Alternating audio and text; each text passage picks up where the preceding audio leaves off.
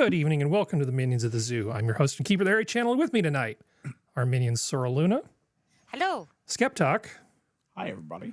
And Spudgun. Good morning. Or, I mean, it is morning for you. Just out of curiosity, are your sleep cycles really messed up? Because shouldn't you be asleep? It's Yeah, like 4 in the morning. The chorus. Yes and yes. Yes, yes, and yes. But there's not that there's anything wrong with that, because we love having you here. With No, us. it's fine. I'm sorry I didn't see your message the other day, by the way, Spud, when I was hosting. I realized later on, talking about that math stuff, standard deviation stuff, that, I knew you would want to jump in on that. And come on the show next week. We'll pick that up. No bother at all. You're absolutely fine. I understand that you and Prospero are like the two old women over the garden fence. Once you get going, that's it. Yeah, sorry about that. Anyway, Harry, I didn't mean to seize control. You didn't mean to start recruiting in the middle of the introductions? Let's see. Are we offline? YouTube's saying that our current bit rate is higher than the recommended bit rate. Are we okay, or are we dead in the water? Let me see. Let me see. Blah, blah, blah, blah, blah. We're fucked. We're fucked, Harry. Oh, excellent. We are fucked. We are fucked on YouTube. We are down. That's fantastic. Okay, cool. Oh, okay. Wait, we're back. Yay. That just. Are we okay? We're good? Now we seem to be back. All right. Well, I love it when a plan comes together. Okay. Yeah, no, and Keeverdam noticed it was gone too. Yeah. Okay. All right. I was actually watching a video on Keeverdam's channel. It was a video of her watching Minions. So it was me watching her watching us, which was very, very surreal. Yeah. Right. So, let's see. Sora, her mic is offline. Are you offline, or are you just muted? Oh, she got bumped off. Okay, Hey. you're just suffering from Canadian internet. Well, I touched the wire. I touched the wire and disconnected myself. Sorry. That's okay. Also Canadian internet. So how is the spring in the upper part of the left coast? I'm sorry, the what is it? It's still summer, right? When is fall? Isn't it fall yet? Damn it! No. I hate summer. The seasons are reversed in Canada, like Australia, right? Yeah. Oh yeah, we're in the depths of winter here. Yeah, well, you wish. It might actually Frost rain has there. taken over. Yeah. We have taken to eating the dead. Damn. It's like you go from 0 to 1,000 in one phrase. All right. And we're eating the dead. So is there anything you would like to share before we jump into all of the articles or topics or whatever we're going to call them? I don't know. Can I throw something in? Sure, you can. Go ahead. Yeah, I'd like to thank Keeverdam for keeping a track on what was happening on YouTube when you thought the stream had gone to pot. Yeah, I actually initially tried to stream live to my channel at the same time, and it didn't go well. So after I killed that, didn't go. Yeah, it just returned no work when I tried to do it, and it's like, this is not good. Let's see. So, Sora, did you have anything you wanted to bring up before we get started? No, but I will say that I might dip in and out.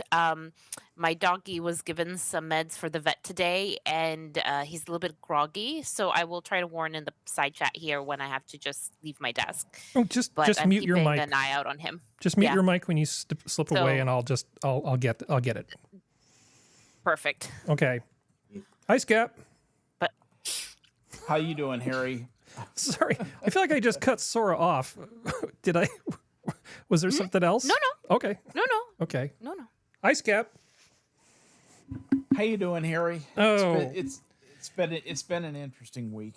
It's been 1,000 degrees every day down here. Mm-hmm. The kids are going back to school. The grandkids are going back to school. We drive them all over the place, and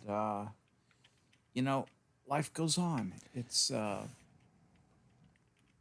just one thing after another. And I've been installing a security system in my home based on this WEDS camera nonsense, and just because I like to fiddle with stuff. Okay. But that's been kind of fun, having a functioning camera system throughout the house, and I can talk to people. Now I've got to get the trap guns set up and the claymores. Yeah. And we'll be good to go. You are aware that you're supposed to point one into the claymore away from you, right? Yeah, it actually says it on If you're claymore. dyslexic, if you're dyslexic, do you just shoot yourself with the claymore by accident? No, the claymore, there's a panel on it, and it says enemy or something. Yeah, it basically says point enemy. this toward the enemy. Yeah, it does. Yeah. It does. It's in big raised letters. I mean, I've handled them. I've seen them, and they absolutely leave nothing to the imagination. And you can see how they work. How the shaped blast radius arc segment, I guess you'd say. Well, there was a movie starring Bob Odenkirk, of all people. Now, he was a comedian, Better Call primarily, Saul. right? And then he ended up in Better Call Saul. He's actually very good in serious things. So a mostly serious, but not entirely serious movie is called Nobody. And he uses claymore mines to great effect in that movie, among other things. Excellent. I recommend that movie, actually. Not because it's a great movie, just because it's fun. It's a lot of fun. I like that movie. May I pop in on this one? Sure. My sister's seen it, I think, 14 times because she just really enjoys it, because it's not trying to be some sort of highbrow, look how clever we are. It's what the old 80s action movies were. Yeah. It knows what it is, and it doesn't try to be anything else. And I thought it was brilliant. Another movie that's worth a look is Sisu, or I might be mispronouncing it. It's SISU, which is that Finnish war movie thing with essentially this old guy who's impossible to kill. Some nasty German N-words get in his way, and it doesn't go well for them.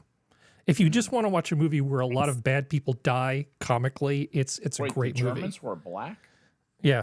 the other N-word. Was just hanging. Yeah. Yeah. SISU, and they made that movie for almost no money. I mean, they made that movie super on the cheap. If you're a history nerd and you watch that, you're gonna be, actually, that's not the right kind of. Shut up! I don't care if it's the right kind of take. It's a good movie.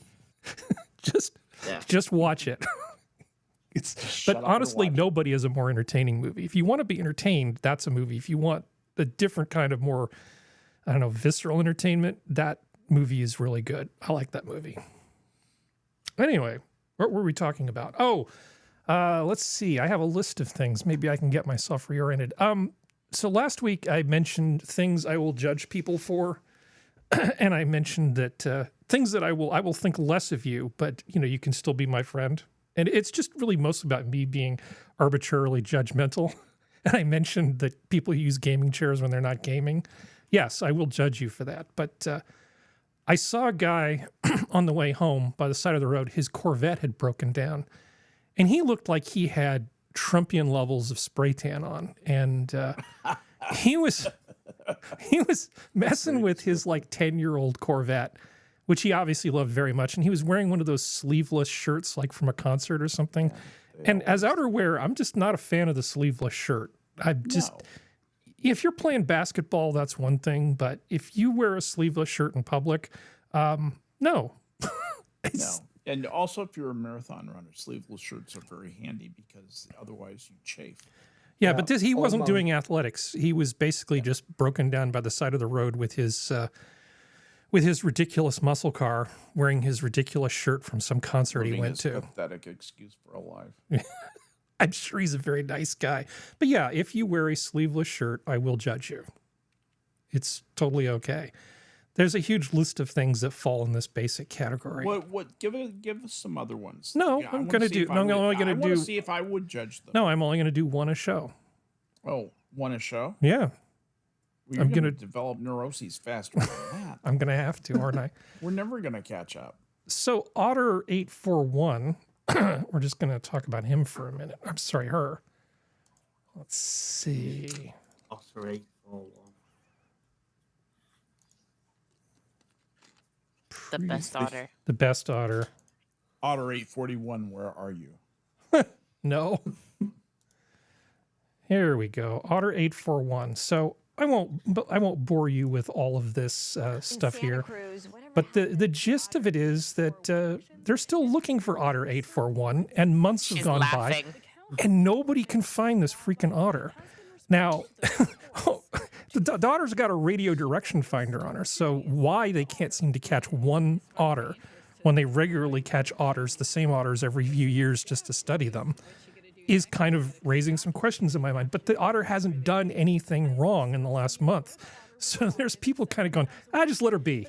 If you catch her, fine. Maybe she's turned over a new leaf. Maybe it was just her rebellious phase. But it could be. I've been reading some of the interviews of some of the people. It just makes you want to give up on it. Here was one person interviewed by one of the local outfits there in Monterey, and this is Rana Zahay who comes from Saratoga. Yeah, they should just ensure, that the otter's safe in its ecosystem. It's ultimately, if that's here, that's what it means. And if that means putting up more signs and making sure surfers are aware of what's going on in the space around them, that's what matters at the end of the day. That's not a sentence that means anything.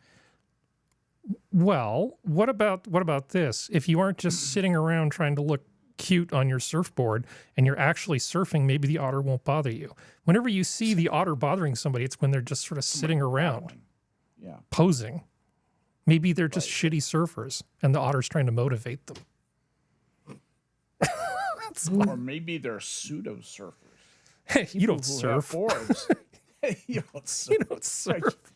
Fuck you. Your stupid shirt.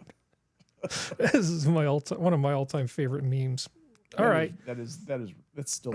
So they have not found Otter 841, and I'm beginning to think they never will. But if they do, they're saying they're going to put her in an aquarium somewhere. Why? Because they're afraid she might attack humans, because she seems to be completely unafraid of them.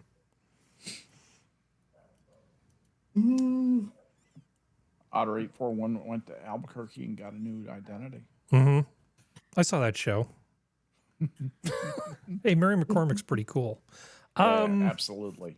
All right, so let's see. What is the next thing? This is under things I find annoying. So when I was researching things for the show, I stumbled across a link and it just said how to overcome imposter phenomenon. And I'm like, I need to read this because it may not seem like it, but I'm frequently plagued by this sort of voice in my head that tells me I suck and I don't really know what I'm doing. And so I was looking at this and thinking, oh, good, imposter phenomenon. I start reading. And it says, up to 82% of people face feelings of imposter phenomenon, struggling with the sense that they haven't earned what they've achieved and are a fraud. There's ongoing fear of experiencing by high-achieving individuals that you're going to be found out or unmasked as being incompetent or unable to replicate past successes. And then it takes a turn which I honestly did not anticipate. While people commonly colloquialize the term, this says imposter syndrome phenomenon or experience are better terms because imposter phenomenon isn't a clinical diagnosis. It's especially prominent among people with underrepresented identities. For example, BIPOC people who work or study in predominantly white environments. And this was the point where my brain started melting down. It's like, no, you do not get to own this. Okay. I have been alive for decades fighting with this thing, and to turn to an article and basically be told, well, you may think you have it bad, but think about all the poor BIPOC people. It's like, no, this is not yours, okay? This is not yours to own. Don't you feel kind of privileged having imposter syndrome having imposter syndrome and being white at the I same know. time. I had it before it was cool. Now everybody wants to horn in on it. What's next? We're going to have you colonized it first. You're going to Now they have just people want their land back. Well, people will have like group therapy sessions, right? And everybody will show up to talk about, hi, my name's Harry and I have imposter syndrome. And they'll say, shut up, Harry. You're too high on the, you're not high enough on the progressive stack. You get to talk after all the black disabled lesbian women talk. That is just how that works. Yeah. Oh my God. The idea that people should sort of own psychological quirks, right? That somehow a human phenomenon has to have a colored, racialized face to it. Why? Right. Stupid. Why does it have to be about race at all? Because everything has to be about race, apparently. Because everything is about money, and race has become a way for people to obtain money and power. Yeah. Simple as that. That really is it. That's all it is. For example, see Jonathan Greenblatt at the ADL. He's a very influential person. He gets to decide who's racist or not, right? Yeah, he gets to decide who's good and bad. Well, in that case, paint me up with a funny moustache and a snazzy uniform. Snappy uniform. Nice bandolier. Yeah, but this is not Sam Brown. This is not something I'm making up. I literally thought, yeah, this might be an interesting article. Maybe bring this up, and it's like really race. Oh, this is what the article's about, and the first few paragraphs are just boilerplate, right? And then it just gets into the struggle of people who aren't me. Like, no, you don't get to lift your leg and claim every emotional, psychological disorder just because reasons. I want some. Yeah. Some of those are mine. And to be clear, I don't particularly, just because I have some trait at some given moment, want to be defined by it. So I'm not looking for victim status here. It's like I'm sure everybody is plagued by imposter syndrome at one time or another. This whole idea of the spectrum. Hi, Mom. Well, it's like how by putting everything on a spectrum, everybody gets to pretend to be a victim. Here's the thing. Imposter syndrome if you want to know who the people I think it affects the most, are the ones for whom there's not an explicit effectively rating system way to rate themselves relative either to others or to a set of goals attained or not attained.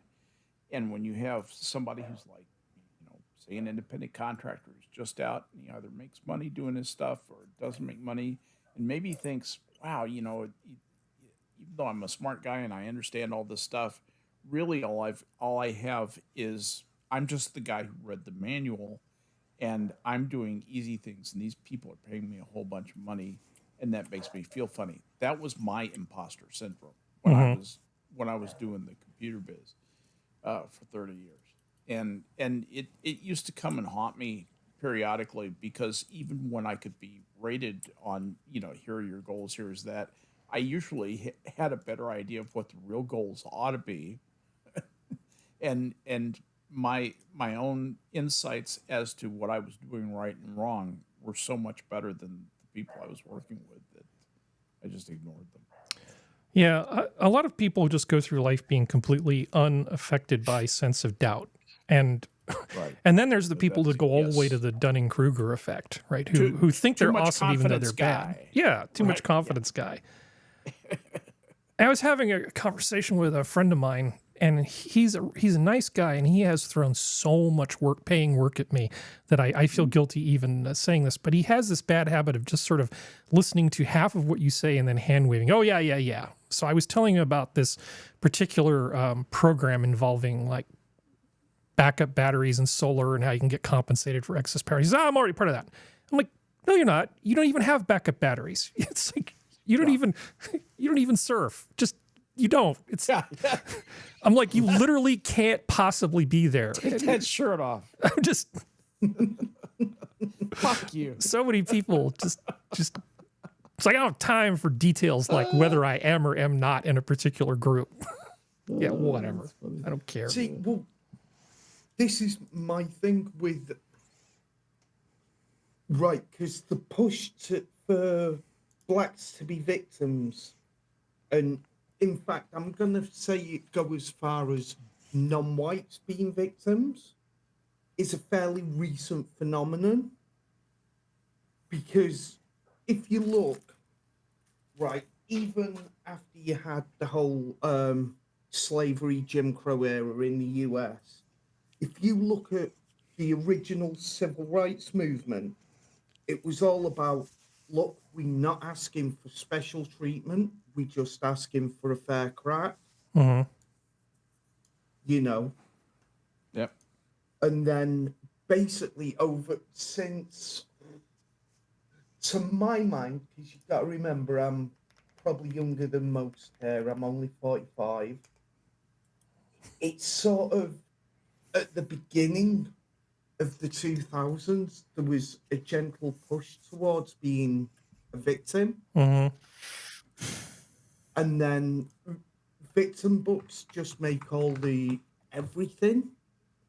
You know, well, this happened 400 years ago, so ergo, you're a victim now.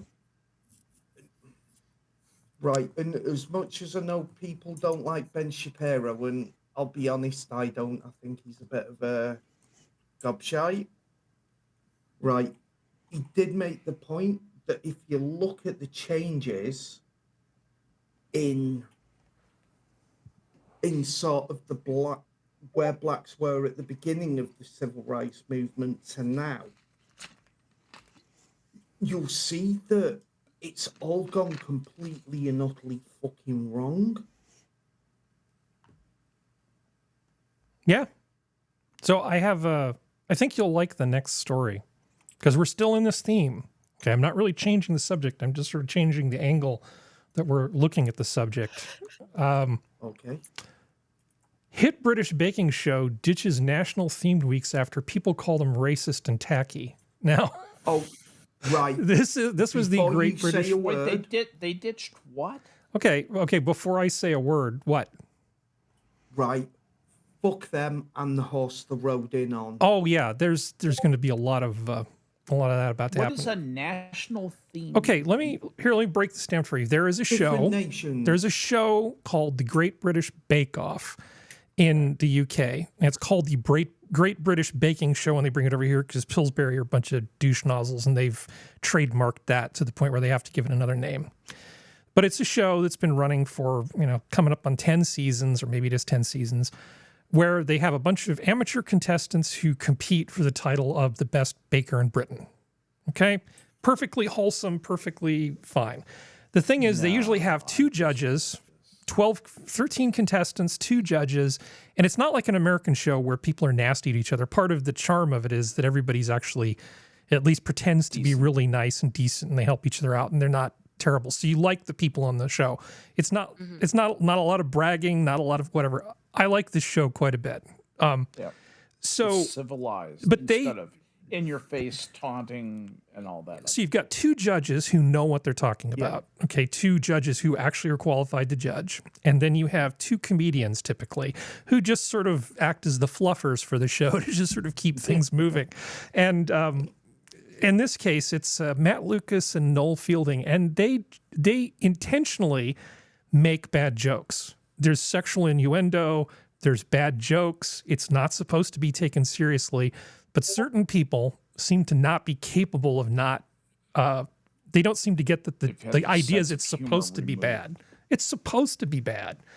So there was a bit of an uproar about 10, 11 months ago when this last season was on.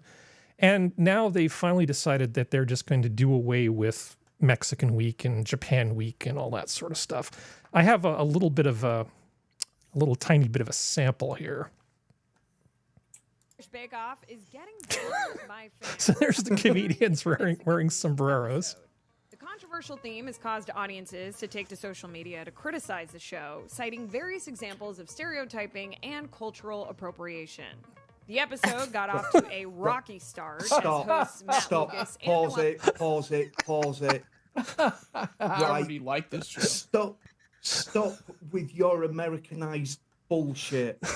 Right, the rest of the world is not America. You do not have control over what is and isn't culture. Well, you guys shouldn't have given in.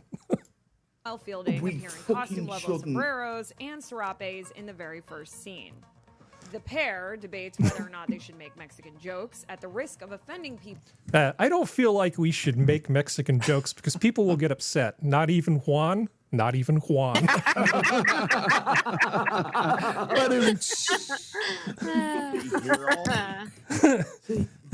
Hi, Functional. Right. Hello. Hi, Functional. Hello. So I got sidetracked by doing dishes. understood, man. So it's a baking show. It's a baking show. And there's not even cash prizes, although you will probably get a book deal if you do well on this thing. It's a baking Get paid show. in exposure. And the comedians are supposed to be bad. The jokes are supposed to be corny. But some people can't take a joke because they're so tied up in their ideology that it's just like... And I went through and looked at a lot of the social media stuff, and I thought about highlighting some of the worst examples of it, and it's like, no, I don't want to. I don't want to give this any more oxygen. Good for you. I would Thank you rather for eat sparing my own the world that. face. Yeah. Now they do mispronounce things constantly, but I can. They're British. Yeah, it doesn't matter if British people can say penguin or guacamole or salsa or churro correctly. Penglings. Penglings. It doesn't matter. Penglings. Tomato. Yeah. I mean, if we're all just like hoisting a pint and we're in a pub somewhere and we want to argue about the correct pronunciation of aluminum or aluminium, I don't care. It's aluminium. I don't care. It Stop. doesn't matter. It doesn't matter. We You're can. wrong, get over it. It does matter. We It's can an all American be invention. friends. It was named. You guys can't even By an spell American. theater correctly. Actually, who discovered aluminum? I don't know if it was. What? Are you Sir sure? John A. Aluminum. Alcoa. No, Alcoa was his name. Hi, Elwin. Alan Coa. No, I don't think it was. Well, we can look that up later. If Serenity made it tonight, we could have her look it up, but we don't have our research department at the moment. Hold Oh, on. we need Serenity. Yeah, Oh, she's Serenity's okay. tired. She couldn't make it, unfortunately. Dadgummit. Yeah, I know. Hans Christian Ørsted from Denmark was successful in 1825. However, apparently produced an aluminum alloy with the elements used in the experiments and then pure aluminum. Aluminium. It's That's alloy. No. it's a European invention. Get stuffed. It's aluminium. See you later. How dare you? Yes. I mean, there is an I in there, Yeah. so Aluminium. This guy Maths. is famous for something else, by the way. Orsted, he was a magnetism and electricity guy, I think. Yep. He was. I think of him is in the same vein as Faraday and Maxwell, and Hate camel. Everyone knows it's pronounced tin.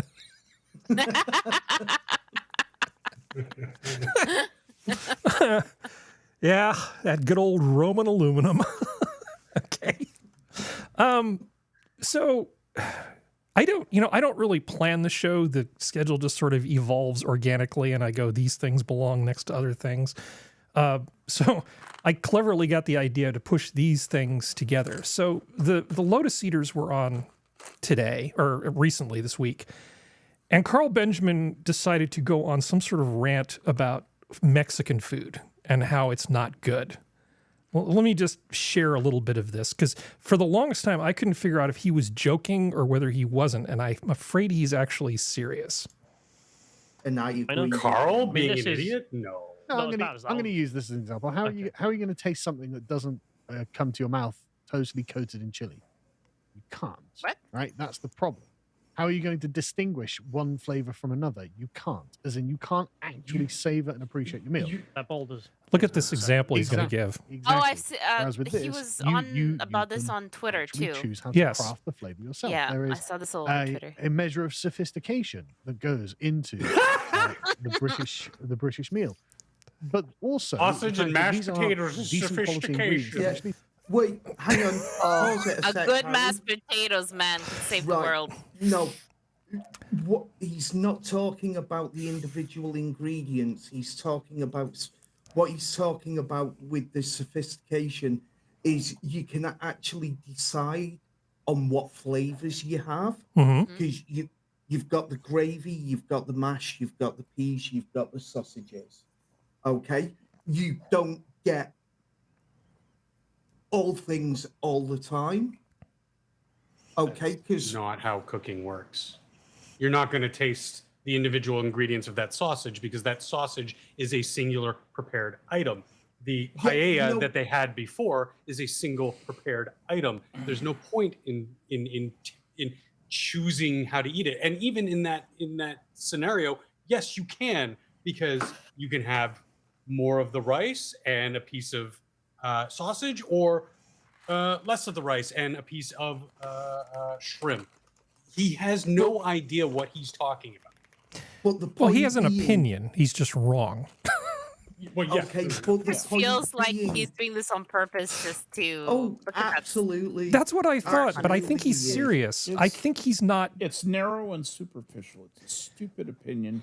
It's based on a tiny amount of sample. I doubt that he's done anything approaching a survey of all the different kinds of Mexican food, all the different ways you can have different things prepared. There's all to reject all of Mexican food is to reject, just that's to throw the baby out with bathwater. I suspect he has not had really good Mexican food, nor does he understand what's involved in it. I sent him a message and I said, "Come to Texas, and I will take you out for decent Tex-Mex." Well, no, he actually said that Texas specifically, the way you barbecue your meat down there. That was the tweet I was replying to. Yeah. Oh, right. Okay. Oh, he's totally a British supremacist when it comes to food. Yeah. At least. Okay. Functional. One thing you should know about me, because I don't think you know this. I call myself culturally British because my English grandmother cooked for me and taught me how to cook initially. Yeah, you've I grew up eating this kind of food. Okay, so I have no animosity whatsoever to a good Sunday roast, Yorkshire pudding. I've eaten all of the little egg dishes, and the toast and jam was a pretty common, or just toast and tea was what I had for breakfast most of the damn time growing up. Cucumber sandwiches.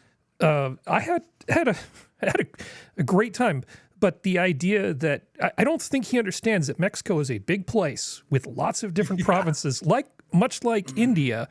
There are all these different places, and they all have very unique cuisine based on local ingredients. And any place where grandma wakes up at 3 a.m. and takes 30 ingredients and simmers them in a pot, I think deserves not to be dismissed quite so readily, whether that person has a dot on their forehead or is just, wearing a sombrero or whatever. Amen, brother. Right. Well said. The point being, though, if you have to coat your food in spices to the point where the spice is the outstanding flavor, then you've lost the culinary battle. When the spice is the flavor that hangs about, that's where you lose it. Are you familiar with mole? The Mexican sauce mole? Mole is not just a thing; it's a class of sauce, and it's extremely layered in terms of the dried chilies and the nuts and all the things that go into it. It is complicated. There's a famous he's an American who's sort of famous for doing Mexican cooking, and I apologize because I know some people in the chat really hate it when we talk about food. This is not going to go much longer. Named Rick Bayless. Sanguine stream. I know who. Well, no, we're continually moving forward on this. So the point is that Rick Bayless talks about making mole. That in itself is it's like learning a French master recipe. It is extremely complicated. And that's just one. It's just one thing, and it completely neglects all of the amazing types of tacos and other dishes that are available. You can't take shortcuts. You really cannot. And some Mexican food is actually very simple. Yeah, some Mexican food is actually extremely simple. Mole is not. Mole is not. I don't mean to beat this point to death. It's just that I was looking at this video thinking, man, it reminds me a lot of a guy with a very small penis driving a very big truck. It feels like copium. It does. It really feels like he's trying to compensate for something. Like my mom really is the prettiest or whatever. I don't know. But the thing is that they're such a different type of food too that he's comparing in those pictures. Like even the flavor profiles, because in these cultures they have their 2-3 ingredients easy to make because you're tired from work meals too. Mm-hmm. No one is sitting there making paella every single day. Yeah. Like, it's so stupid. That's why I thought, like, when I saw that, I was like, oh, he's just joking. But I can see him being the type of person who would actually, he's being being a British supremacist. He is. And, that's okay. I actually would be sad if he was anything but that. But I feel like there are so many regional cuisines. Like the Pacific Northwest has amazing food with a lot of really fresh seafood. And California has its own sort of California cuisine going back into the 80s when people like Alice Waters and Chez Panisse opened. He's going on later to talk about the quality of the bread that he puts the Heinz beans on top of. And it's like, I'm sorry, this argument is not compelling me. We have good bread here too. Right. There are really amazing bakeries every bit as good as the ones in Europe that we have here. Although I'm sure the master bakers in Austria can make a strudel way better than we can, because that's like a whole career path. Sorry, Functional, I didn't mean to cut you off. Strudel here. Yeah, what were you going to say, Functional? I mean, where do you think they came from? I mean, they all came from. I mean, that's part of the great. That's part of the success story of the great melting pot theory. We get food from all over the world. Here we are fortunate enough here in my city that there is a master level soba maker, and that shop, oh my God. I mean, I thought I knew what fucking food was, but then I tried something that was just, from the motherland, straight from Japan, or probably one generation removed. But like, brings that with them. It's not like I could go and don't get me wrong, I've had soba noodles that were really good, but this was just so far and wide a head and shoulders above the rest that I was like, oh wow. And to your point, I don't think when he came here, Tim Pool probably took him to like some diner that sells tacos or something, or a Taco Bell, like just something. He'd never had an authentic paella. He's never had authentic carne asada. If it was spicy, it was not Taco Bell. Yeah. Are you guys familiar with the Jolly Channel? No. It's a couple British guys that just travel all over Britain and the US and other places, just trying out stuff. And wherever the Jolly guys go, they always seem to be pretty darn happy. They go to the South, they have biscuits and gravy.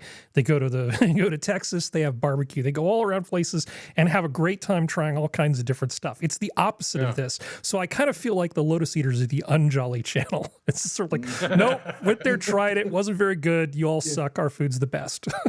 So that guys are called the Jolly Channel. Yeah. And so these guys are sourpuss. Yeah. Sour eaters. I like the thing is I like Carl Benjamin. It was more sour than spice. But I like Carl Benjamin. I like English food. I really do. I was raised on it. I do too. But I mean, their cuisine for the longest time was a joke. I can't do the organ meats, but I love a roast and Yorkshire pudding. Sure, yeah. God. But also recently, and this is where I will give the British food scene, is that they revitalized not only themselves and their own cuisine, but helped inspire this big wave of, what do you call it, foodtainment, where people are taking notice and people are finally getting recognized for being really amazing chefs and getting a little bit of, like fame and investment on their end, which, it just keeps that ball rolling and it gets bigger and bigger. And so I'll give that because they started that. the Marco Pierre White, and to a lesser extent Celebrity Ramsey chefs. and so, Yeah. Well, I mean, I'm fine with the 2 fat ladies. So they don't have to be. well, they I don't mean, have I to was- be. They don't have to be celebrities. What's wrong with a couple fat old ladies with a motorcycle sidecar driving around making classic stuff? I'm fine with it. If you can cook, you can cook. I love that one of them was a barrister. One of them was a barrister, and the other one was like a judge for like cricket matches or something. I couldn't keep track, unfortunately. An umpire. Yeah, Hang on. but they were pretty awesome. So let's see. Cricket I is think a real sport. it's based on actual numbers, but we should baseball for intelligent people. before we. Oh, let's see. Why are we having a conniption about Sargon again? Because his coping is epic and annoying, and so I thought I would just sort of take a small swipe at him because he's being a giant nitwit. Oh, He's a nice guy. Yeah. I go on record. I actually got to meet him in person, have a 10-minute conversation with him, and we really talked about 3 or 4 different important things. He's an intelligent and a legitimately nice guy. He's just wrong on this. He's just wrong. We just need to convince just him. Wrong. We just need to feed him Gotta fix better food, and we could fix this. We can fix it. We can fix him. We have the technology. We can build it back. Here, have some Frango mint pie and shut up about Cadbury Flake. I'm sorry. Cadbury is. I made a comment about some other thing. I was stupid. I should know better than to do anything involving talking to English people about chocolate. Okay, but I made a comment on some video where I think it was Smith and some other guy. They were talking about how bad American chocolate is. I totally agree. But you're eating like Hershey's chocolate. It's like if you're an adult, how much chocolate do you eat in a year? Just eat something that doesn't suck. I mean, comparing like chocolate for children in the UK to chocolate for children in the US is not even an interesting comparison for full-grown men with money. I just don't get it. But yeah, some English people got very touchy about it. I mean, I started getting all these comments from people saying, well, what do you know about it? What's the best chocolate you've ever had? It was Patrick chocolate. It was brown butter dark chocolate, and I bought it at the Chocolate Garage in Palo Alto, where I've sampled probably about 100 different chocolates and taken classes on chocolate tasting. So yeah, I actually am able to have an opinion about chocolate. So I don't know if I know it's a weird there, flex. but in Liberties in London, they have a chocolate room. So I hope it still exists. And that is a whole room of the most wondrous different truffles and chocolate bars from around the world. And it's just amazing. So they need to go eat there. Yeah. Blue chocolate river or chocolate waterfall? Yeah. No. I love I'm totally Augustus Gloop myself in that shit. But I do love, like HP sauce. And honestly, I'll say this. I think English beer is, on the whole, much better than American beer. I mean, hands down. It is. I love English beer. That's a low bar. The sour lagers of America, the Schlitz and the Budweiser and oh God. I really like Adnam's Broadside. I understand it. Yeah, the trouble is that your beer's really expensive. Go ahead. It was Clarissa Dixon Wright who was the former barrister. Mm-hmm. And would you like to know what her full name is? Sure. Hang on. Clarissa, Teresa, Philomena, Aileen, Mary, Josephine, Agnes, Elsie, Trilby, Louise, Esmeralda, Johnston, Dixon, Wright. Nice. Wow. Her parents. Philomena has a lovely name. I like that name. Yeah. What was it again? Which one, Sora? Philomena. Yeah, Philomena. That's nice. I really like that name. That's such a pretty name. But that is either parents had her later, so they knew they may not have another child, or she was the last child in a group of boys and the first girl, or there's a lot of family that they have to name her after. Or somebody lost a bet. Just to keep the peace. Yeah. Yeah, her mother was Aileen Mary, so that's where that comes from. Okay. Yeah, but Yeah. holy heck. I feel like we could That's just amazing, start though. talking about beer if we're not really careful. It's like, Toss, stop trying to make me derail my own show. Okay. Oh, hi, Toss. Sorry, I Yeah. missed you in the chat. So there is a totally different Is topic. Sherman Yeah, here? he is. That's true. Yeah. I left out the full truth to get my climate change paper published. I'm shocked. Well, I'm shocked. No, but I'm shocked that he this is the guy who wrote the paper talking about himself. He actually came clean to say, look, I wanted to get this thing published. I'm a climate scientist, and while climate change is an important factor affecting wildfires over many parts of the world, it isn't close to the only factor that deserves our sole focus. So why does the press focus so intently on climate change as the root cause? Perhaps for the same reason I just did an academic paper about wildfires in Nature, and one of the world's most prestigious journals, it fits a simple storyline that rewards the person telling it. The paper I just published, Climate Warming Increases Extreme Daily Wildfire Growth Risk in California, focuses exclusively on how climate change has affected extreme wildfire behavior. I knew not to try to quantify key aspects other than the climate change in my research because it would dilute the story that prestigious journals like Nature and its rival Science want to tell. This will last and get published. This matters because it is critically important for scientists to be published in high-profile journals. In many ways, they are the gatekeepers for career success in academia. So Science has been politicized. yeah, in order for him to, so we always talk about the consensus. How much of it is consensus and how much of it is just not wanting to be crushed by the machine? And so here's a guy who says he understands it's a factor, but you look at the news and all they talk about is they're constantly trying to attribute an individual fire to climate change. It's kind of terrible. Silly. Yeah. Well, I can clear it up for you in a meme. Right, I followed the science and couldn't find anything. I followed the money and I found the science. So, yeah. Yeah. Well, I've mentioned it before, and again, I mean, much like talking about cooking too much, I like to bring up Hermé Lakatos' philosophy of science work that he did, where he talked about the research program. And not that we have to go through all of what that is and the relationship to Popper and Kuhn and all that sort of stuff. That's not really the issue.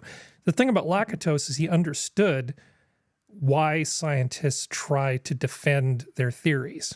You know, why they form like this almost, they circle the wagons ideologically to sort of keep whatever the current paradigm is going. And you look at all the money that the government's throwing at certain types of research, you're going to write your grant proposals in a way that gets you funded because that's how you pay your mortgage. So when somebody gets in at the White House who has a particular agenda, it's going to reflect in the science that gets done, what gets funded. And so this selection pressure creates consensus where there might not otherwise be consensus. And to be clear, most scientists simply are arguing about degree. You know, there really isn't a whole lot of argument about maybe changing the composition of the atmosphere is bad. It's just a question of, are we all going to die in 4 years, you know, versus 400? You've seen what happens to the people that the scientists refer to as climate deniers. They get marginalized. You can't go against the prevailing science. You can't have a theory that's different from that. You can have. She is the science. You become heterodox is what you become. Yeah. Yeah, and then you end up just shouting at the wind on Putting the YouTube. heretic and heterodox. Well, you will get a chance to talk to Brett and Heather, but other than that. Yeah, pretty much. Anyway, I applaud this guy for actually being honest and writing this paper, because I think it actually took a fair amount of balls to come out and say what he said. Because the other aspect of this is by focusing only on climate, we're actually ignoring a lot of other issues, like the stuff that we talked about a few weeks ago, where I mentioned that study that UC Berkeley had done for 50 years. We're like, hey, what if we just don't stop the natural fires from spreading? What if we just let nature do what it's done for, millions of years? And it turns out the whole environment ends up being healthier. Right. This is why we had controlled burns. Okay. Why you had fire breaks, controlled burns. because every now Those and sound then, like such a good idea. Those controlled small burns where you control it and it doesn't rage out of control and destroy people.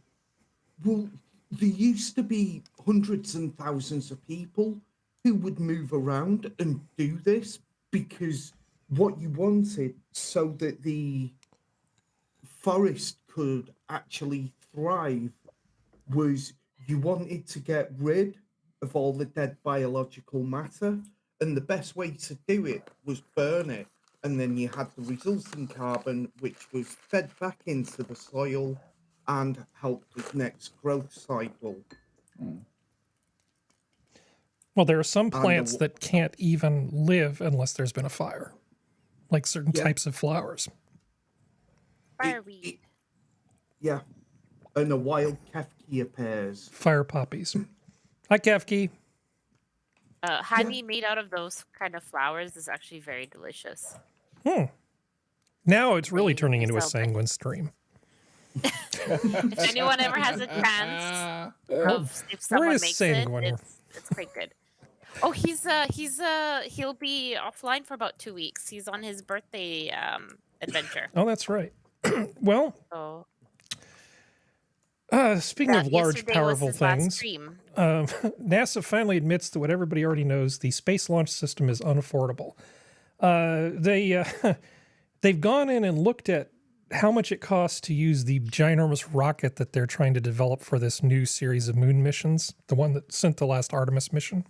Yeah. And I know it's come as a shock to everybody, but it's way too expensive. Like, way too expensive. Really? Yeah. And so in this Ars Technica thing, they say they have poor tools to understand true costs. The Government Accountability Office expressed serious concerns about NASA's decision not to measure production costs of SLS rocket elements, including the core stages and rocket engines needed for future launches. Instead, NASA told the report authors that they plan to monitor production costs and affordability of the SLS program via the 5-year production and operations cost estimate. I think they're going to give themselves some carpal tunnel syndrome at headquarters if they keep this up.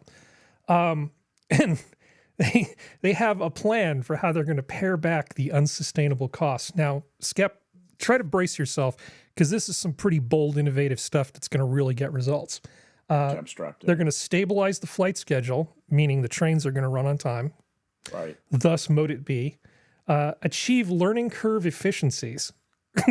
Those they're gonna achieve those. They're going to achieve learning curve efficiencies. I can hear Scott Adams in my head right now talking about, this is just persuasion. Okay. Yes. Exactly. They're going to encourage innovation. As opposed to what they've been doing for the last, decades. They're going to finally. Why didn't we think of that? They're going to bring costs under control by encouraging innovation. And they're going to adjust acquisition strategies to reduce cost risk. So, in other words, absolutely nothing. Absolutely nothing.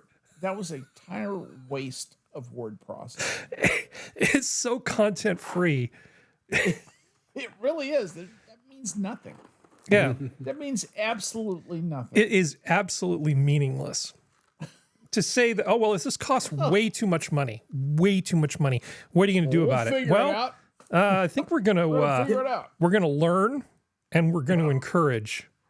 And then we're going to adjust. It's going to be fantastic. I have every expectation that they are going to bring things under control. The people who I know who hate Elon Musk, who have a hate boner for Elon Musk, and say, SpaceX just accomplished all these things because even though Musk is an idiot, he's surrounded by smart people. How hard can it be? It can be really hard. Okay, because the people at NASA are not stupid. No. They're just not good at running things on a budget. Oh, they have budgets, excuse me. But it's not like a budget like a real business would have. This is nonsense. If Elon Musk was that incompetent, SpaceX would be a complete failure.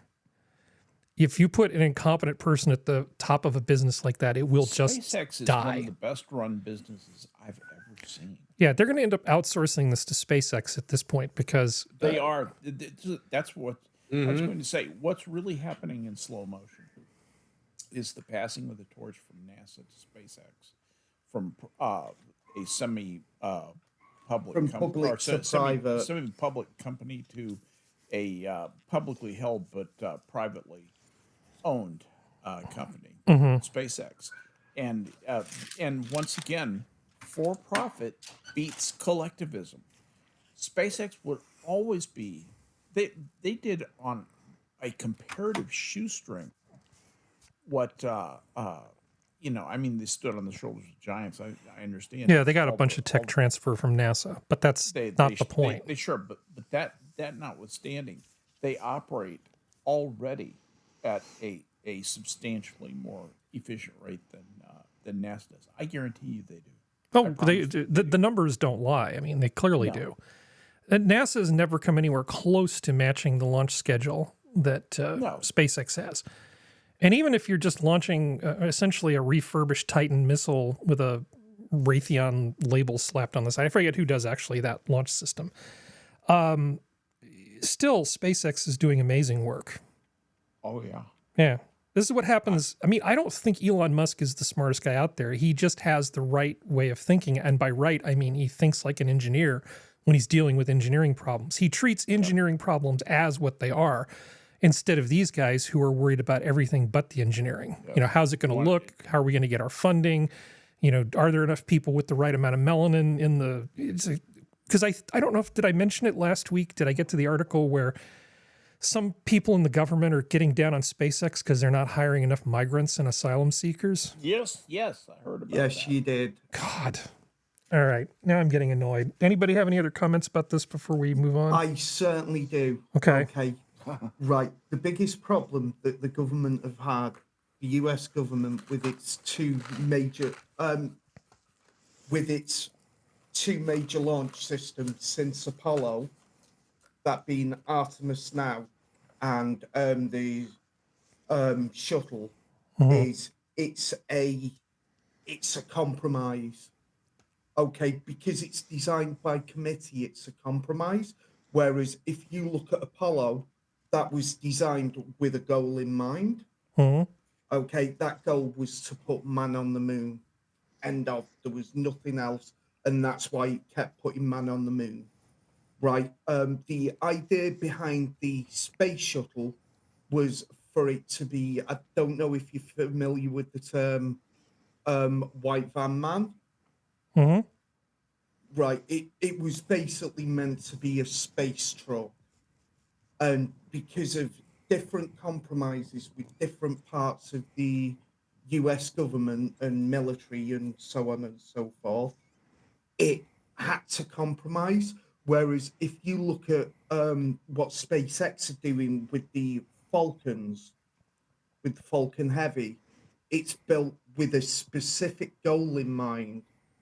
And that goal is to get things into space, either to the ISS or to get like Starlink satellites and other satellites. They're not compromising on what it's doing, and that's why it works so well. They don't have to spread they don't have to distribute the making of the parts for it out to 50 states either.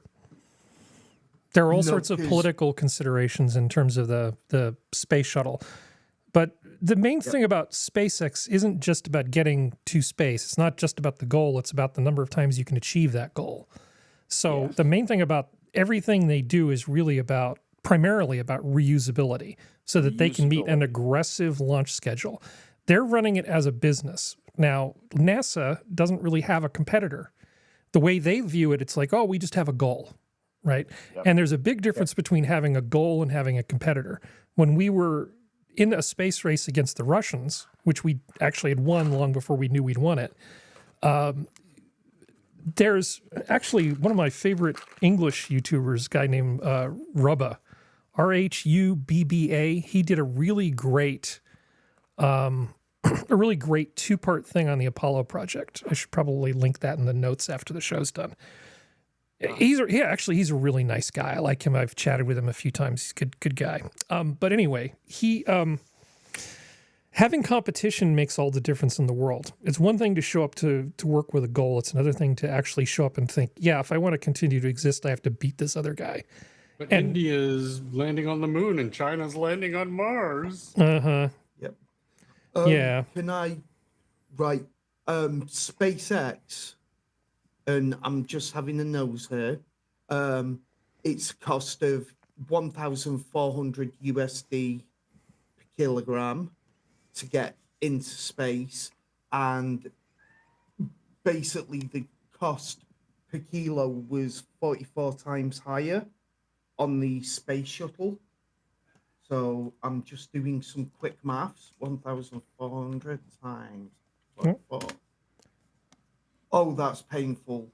$61,600 US to get a kilogram of stuff into space on the space shuttle.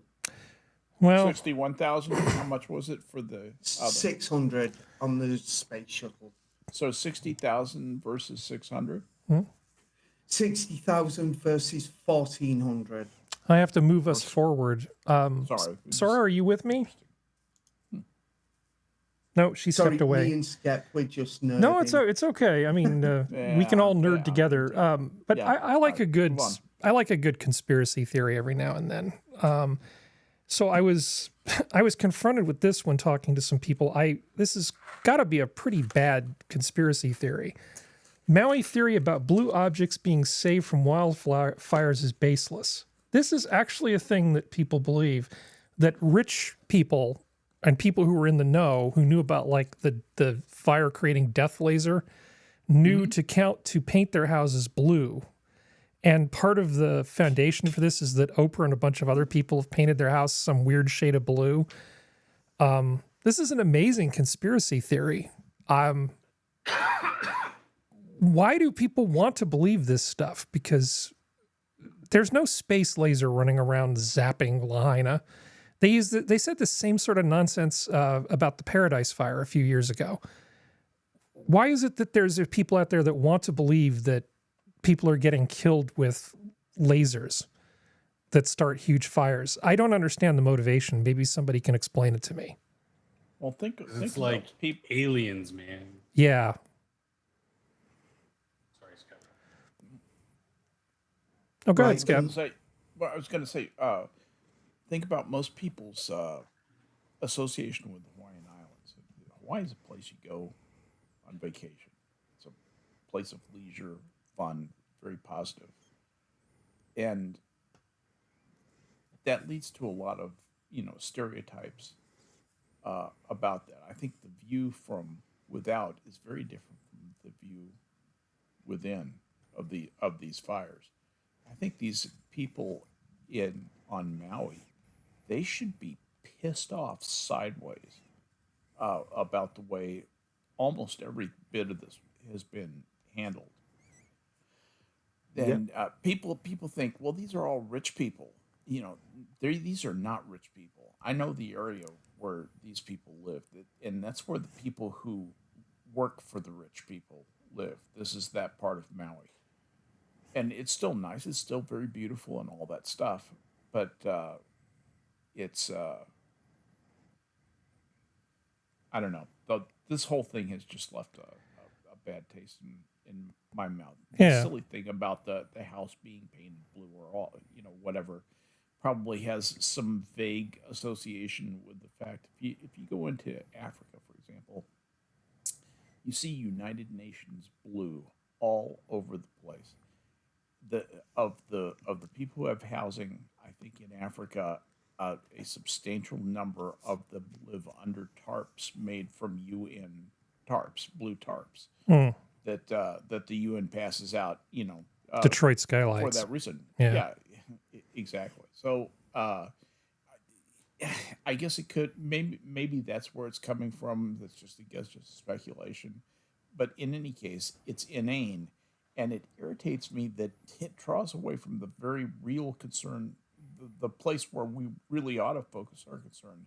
And that was on those poor people who are not rich people. They're, and they're Hawaiian natives. They work for these guys and they just got burned out of their homes. And now they're being treated like shit by their government. And the outside world thinks, oh, they're just a bunch of rich people. And they're not. They're, it just made me feel real sad. Well, their mayors are Well, I guess they're calling him like the mayor of Maui.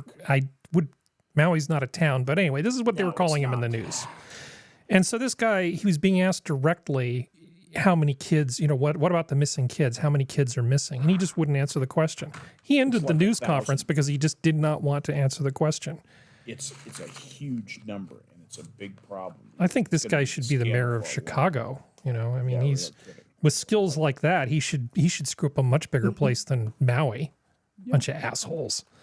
But there is an element of, I feel kind of like there's a bit of an element of hate the rich involved here.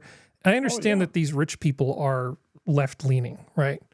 But I'm not really on board with any sort of, you can hate them because they're left-leaning, you can hate them because they're influential, but I don't think it's healthy for anybody, even for yourself, to run around hating rich people just because they're rich. I mean, right. It feels like that's sort of creeping into the narrative. It's like, well, why doesn't Oprah pay for the reconstruction? Well, why should Oprah pay for the reconstruction? What is this all of a sudden? People on sort of our side of things going, well, why doesn't Oprah pay for it? Well, why should she? It's not Oprah's responsibility to pay for all that stuff. Now, as a good person, she should voluntarily use some of her money for philanthropic purposes to help these people. But that doesn't mean that she's on the hook for it just because she's rich, or that people who are rich painted their houses a different color because they somehow got a secret memo from the laser cabal. Anyway, sorry, I don't mean to drag this out further than it needs to go. Right, I am going to say, the though, laser cabal. Yeah. The US is doing a lot of research at the moment into directed energy weapons, laser weapons. Yeah. So it is happening, and apparently one of the things that was happening on one of the islands. But about the blue houses, I've no idea, because that's just, again, smoke screen. Yeah. 3 words: motive, means, and opportunity. I apply that to all such things like this. I just can't be. No, this is nonsense. But here's something that completely surprised me. This is filed under a category I'm calling "Wait, what?" Because I didn't know that this was even a thing. Come on. I work for the company that takes people or pets' ashes, these are human, and create diamonds from them. And this is how to grow a blue diamond. Yeah, wait, what?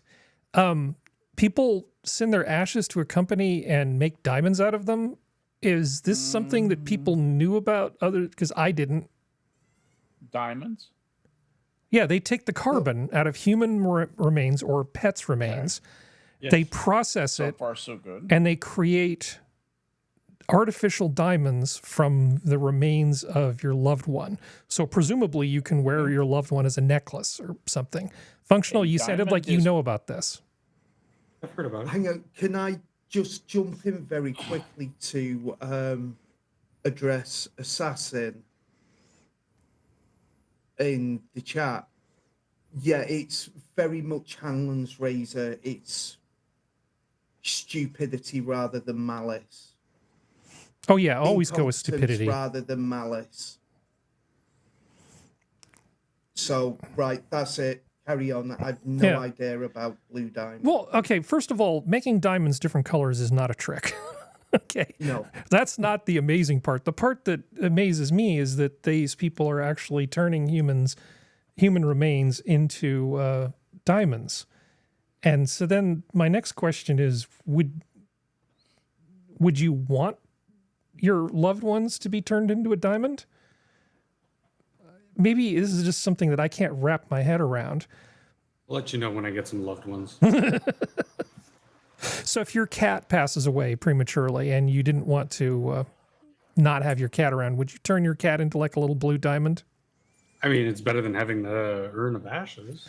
I want to see this. I want to see this diamond come out. Oh, it's easy to make artificial diamonds. Well, I know. We do it all the time, but I want to see how they do this. I want to see the finished product and lots of heat. A little bit creepy. Well, they basically extract the carbon into a nice pure carbon disc. Then they apply temperature and pressure. You know, they have to give a seed. There's the seed to basically start it and color it. You have to seed those. Yep. I do know. Is this jewelry like from Yeah. cremated ashes? Neat. All right. Well, you get carbon. You get carbon out of the ashes. Yeah, and then you make a diamond Yeah, out you of the distill the carbon. Well, you need. And then what is you it, bequeath it to your children, and you will never aluminum leave them. You need aluminum chromate to make the blue, right? Yep. Or And they come in all sorts of different colors. So you can Yeah. make your dead loved ones into whatever color gemstone you want. that's outstanding. Yeah. That's creepy. But can you make them, can you dope it with chromium and make them into a giant pulse laser? That's what I want to know. How many diamonds could you get out of a human? Skep asking. I'm just thinking, Yeah, I well, would we're all like to have thinking that less now. Diamonds, and the world needs a few less humans, and that I have a list. And Mhm. My engagement ring is made out of grandma. yeah, exactly. Grandma got run over by a hydraulic press. Yeah, you could. If Well, people are gonna go ape shit and pay billions of dollars for like a Michael Jackson diamond, like it's. Oh God, that would Nice. creep me out. Okay, so at least somebody had heard of this. I was completely unaware that this was an option. Yeah. Okay. Oh, yeah. They started with the pets because slowly pushing the boundaries, and then they. Well, there's rules But about the what you thing can do with is- human remains too. Is you can do. I mean, turning them into diamond is one thing, but at the funeral home, you can buy special little trinkets, and if you cremate your dead family member, they'll separate a bit of ash, and you can wear it like a locket or bracelet that you can wear on you all the time. Wow. It's an That's option. just tacky. Well, Some people, that's how some people grieve, though. I think it's a little. I don't like the idea of separating the remains. I just feel like it should stay all together, but it's an option. make a bigger diamond. Just So it's like The bling, whole- just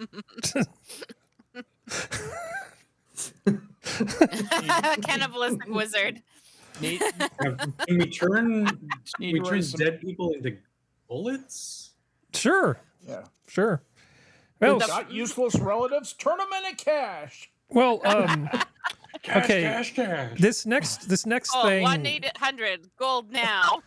Oh yeah. Well, this next thing. I'm the cash man, and I'll pay for your grandmother's. I hope Assassin didn't eat too much sodium tonight, because this is definitely going to raise his blood pressure and a number of others. Have you guys heard about this? New Mexico governor issues order suspending the right to Yes. carry firearms in public across Albuquerque. Yeah. Yeah, she did it with a public health declaration. Yep. But she said only when Why? she declares the emergency, which she promptly did for Albuquerque, Yeah. the city of my birth. Okay. Let me give you an idea of just how dumb this is.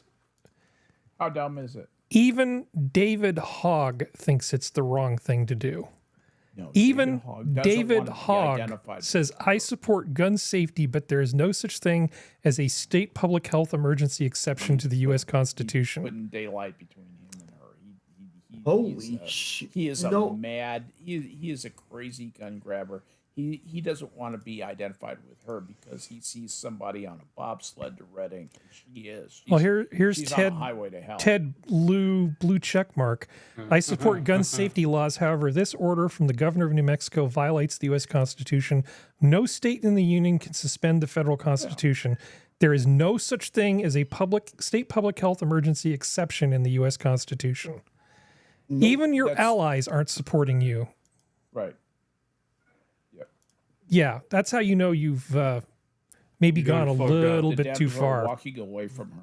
This is all about putting daylight between them and her. Yeah. Oh yeah, they're doing the whole covering their own tails, because I mean, Yeah. even for the most loony of the gun grabbers, I mean, this is no.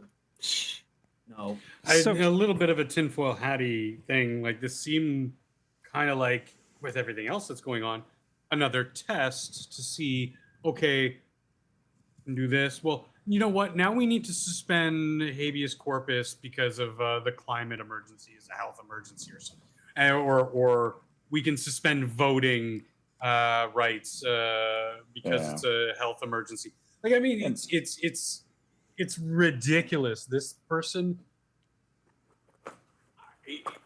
lock her up. I know it's kind of cliche to say, but lock her up. That's fuck you. She's a fucking monster. She's pretty terrible. And there was a news conference where she basically said that she took an oath, but she's not basically bound to support the Constitution. Absolutely. Yeah, you actually are. You fucking are. She took an oath of office saying she would uphold the Constitution. And I guess she didn't pinky swear or something when she did it, so it doesn't count. No. Let me explain that, because I've taken that oath, that exact oath, except it's for commissioned officer. They mean it, and you better mean it. Yeah. And you can be held liable if you violate the responsibilities you take on when you take that oath. Yeah. I took the oath too, Skep, and it was for a much less serious thing than you did. But even for what I was doing it for, I took it pretty damn seriously. You should. Yeah. Yeah. Of course, I registered for the draft on my 18th birthday, so I mean that's sort of the way I work.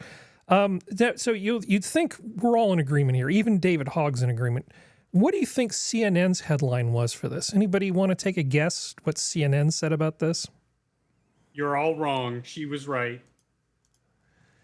New Mexico governor orders suspension of open carry and conceal. I'm sorry. New Mexico governor orders suspension of open and concealed carry of guns in Albuquerque. Wow, that headline changed. I should have saved it because it was a way more lefty headline before. I should have archived it. Yeah, this used to basically just be them stroking her for being a genius about public safety. Hang on. I'll find you the archive.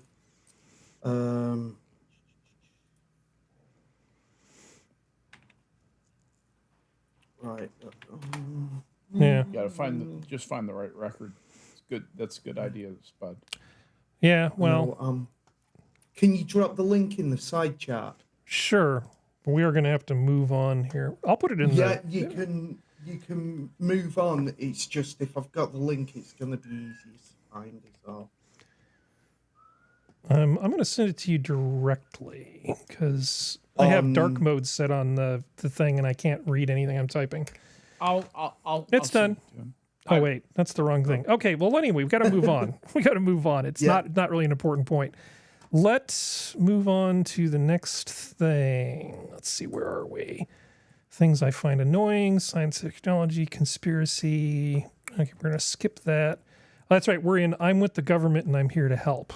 Okay. Yeah, that's what this thing is. Okay, 90-year-old woman confronts police raiding her home. Right, Skep, can you send that, please? I don't like this one. This is heartbreaking. Coming your way right now. There we are. Local Kansas newspaper, Marion County Record. And what you're looking at is police raiding the home of that paper's 98-year-old co-owner and the mother of the editor of the paper, Joanne Meyer. She collapsed and died the day after the raid. Yeah, they went into a 98-year-old woman's house. She's co-owner of a local paper in a very small town. Now, the police it's in your Twitter. Didn't like some of the things they were saying or the way they were doing some things, so they decided to raid her house and the offices of the newspaper. And then the next day, she basically died, which is not good. Now, this has created some amount of controversy because it looks like it was intimidation of an old woman and the press, and there's nothing behind it. In fact, the judge who issued the warrant has since rescinded it. And I love in this article, they actually say that most of the computers seized by the agents have been returned. And I'm thinking to myself, why aren't all of them returned? Yeah, why most? Why most? How about all? But this looks like just nothing more than them trying to intimidate these people by going into a 98-year-old woman's house and getting her so upset that she basically died the next day. Yeah, I'm genuinely, this is not an act. I'm genuinely pissed off about this. The judge who did this there's a good chance the judge who issued this warrant was lied to, because police do this all the time in order to get a warrant. You go to a judge that's good at, agreeable. about writing these warrants and stuff. But yeah, this is going to blow up in their face. It's just not good. And this was in Kansas, in just a little town with only a few thousand people that live there. But the police got upset. Allegedly, the justification was that she had done something involving identity theft. And all that they did was they did a search of public records with the DMV there about whether or not somebody who ran a restaurant in town had a driver's license or not. That's all they did. They didn't request any extended information for which there are special requirements. All they did was look in a public database to get publicly accessible information. That's all they did. Wow. They committed no crime whatsoever. So the police just wanted to intimidate them because of a complaint. That was a pretext for going in after them, right? Because they'd made some comments about the police and questions about the police. So they intimidated them, and they intimidated this poor 98-year-old woman to death. Yeah. Yeah. Anyway.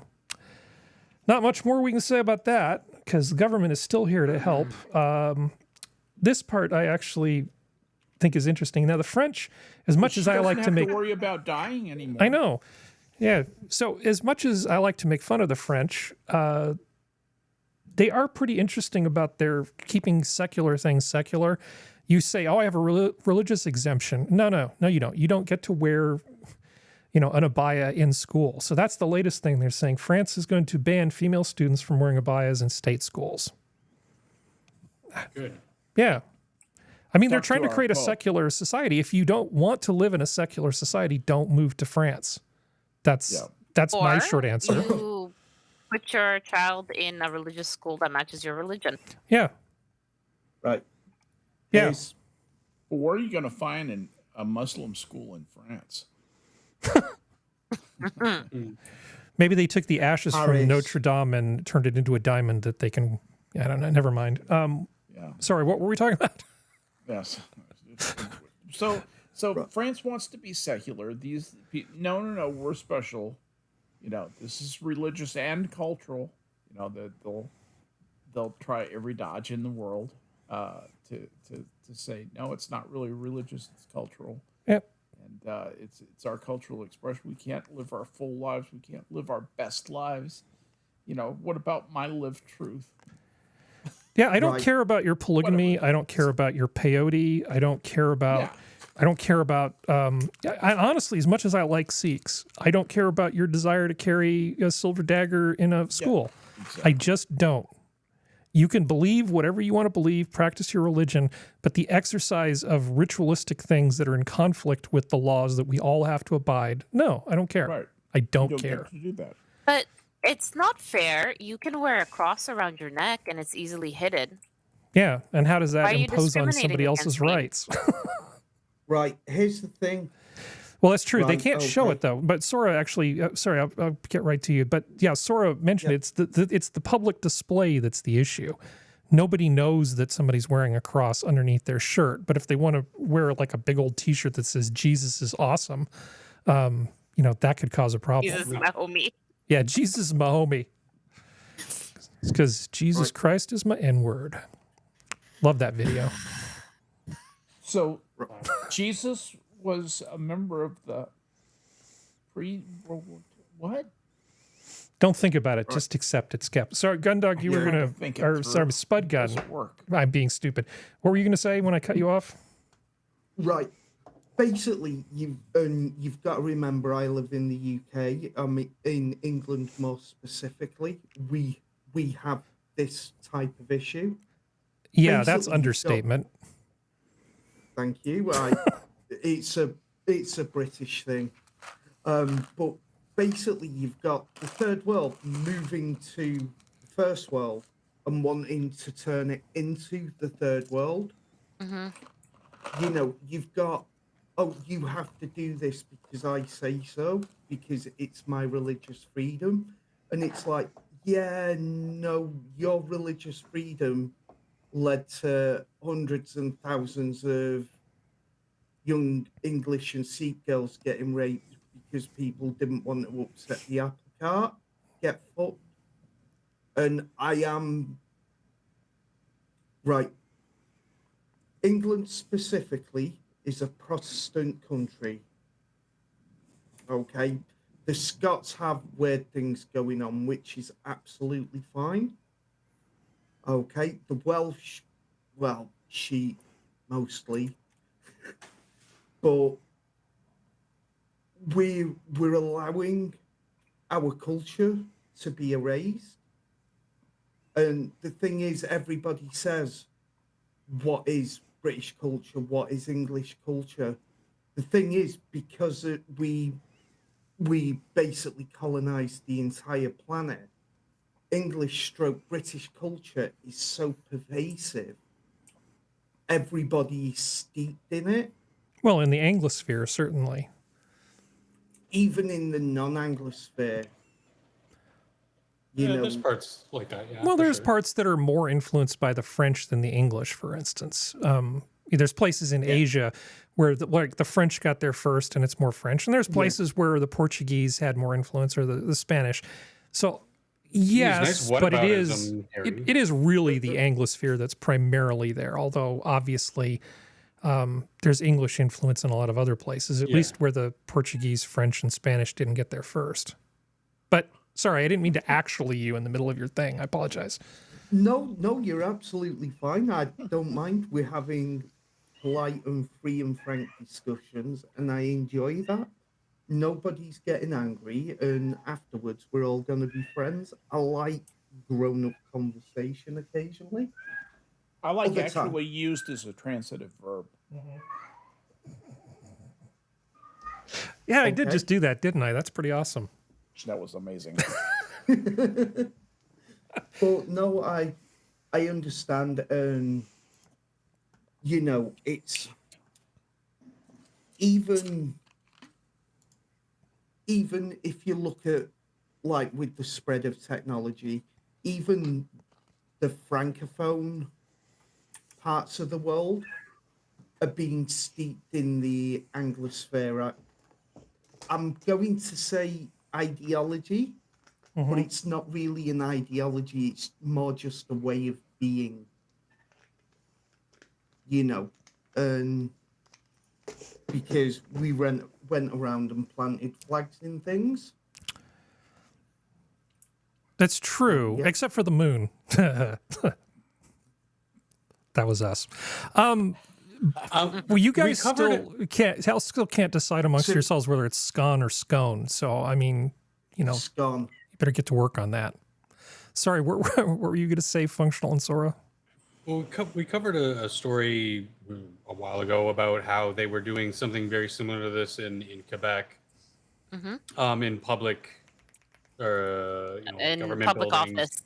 Public office. You couldn't wear a cross, a Star of David, a religious head covering, and like anything that was religious, they wanted to wipe it out. And they said, "We don't care what you say, Anglosphere. We're doing what we're doing. This is our fucking province. Suck it up, Buttercup." And I agree with it then. I agree with it here. I think there needs to be more of that, to be honest. I don't care what you do at home. But if you want to be a school teacher in a public school that badly, or you want to send your kids to that school specifically, then yeah, you got to abide by their rules, whoever they are, whatever education board or government body, their rules. You don't like it, you can always advocate to change it, but you know what? It's very popular. People don't want to keep the secular parts of the culture secular. It's fine.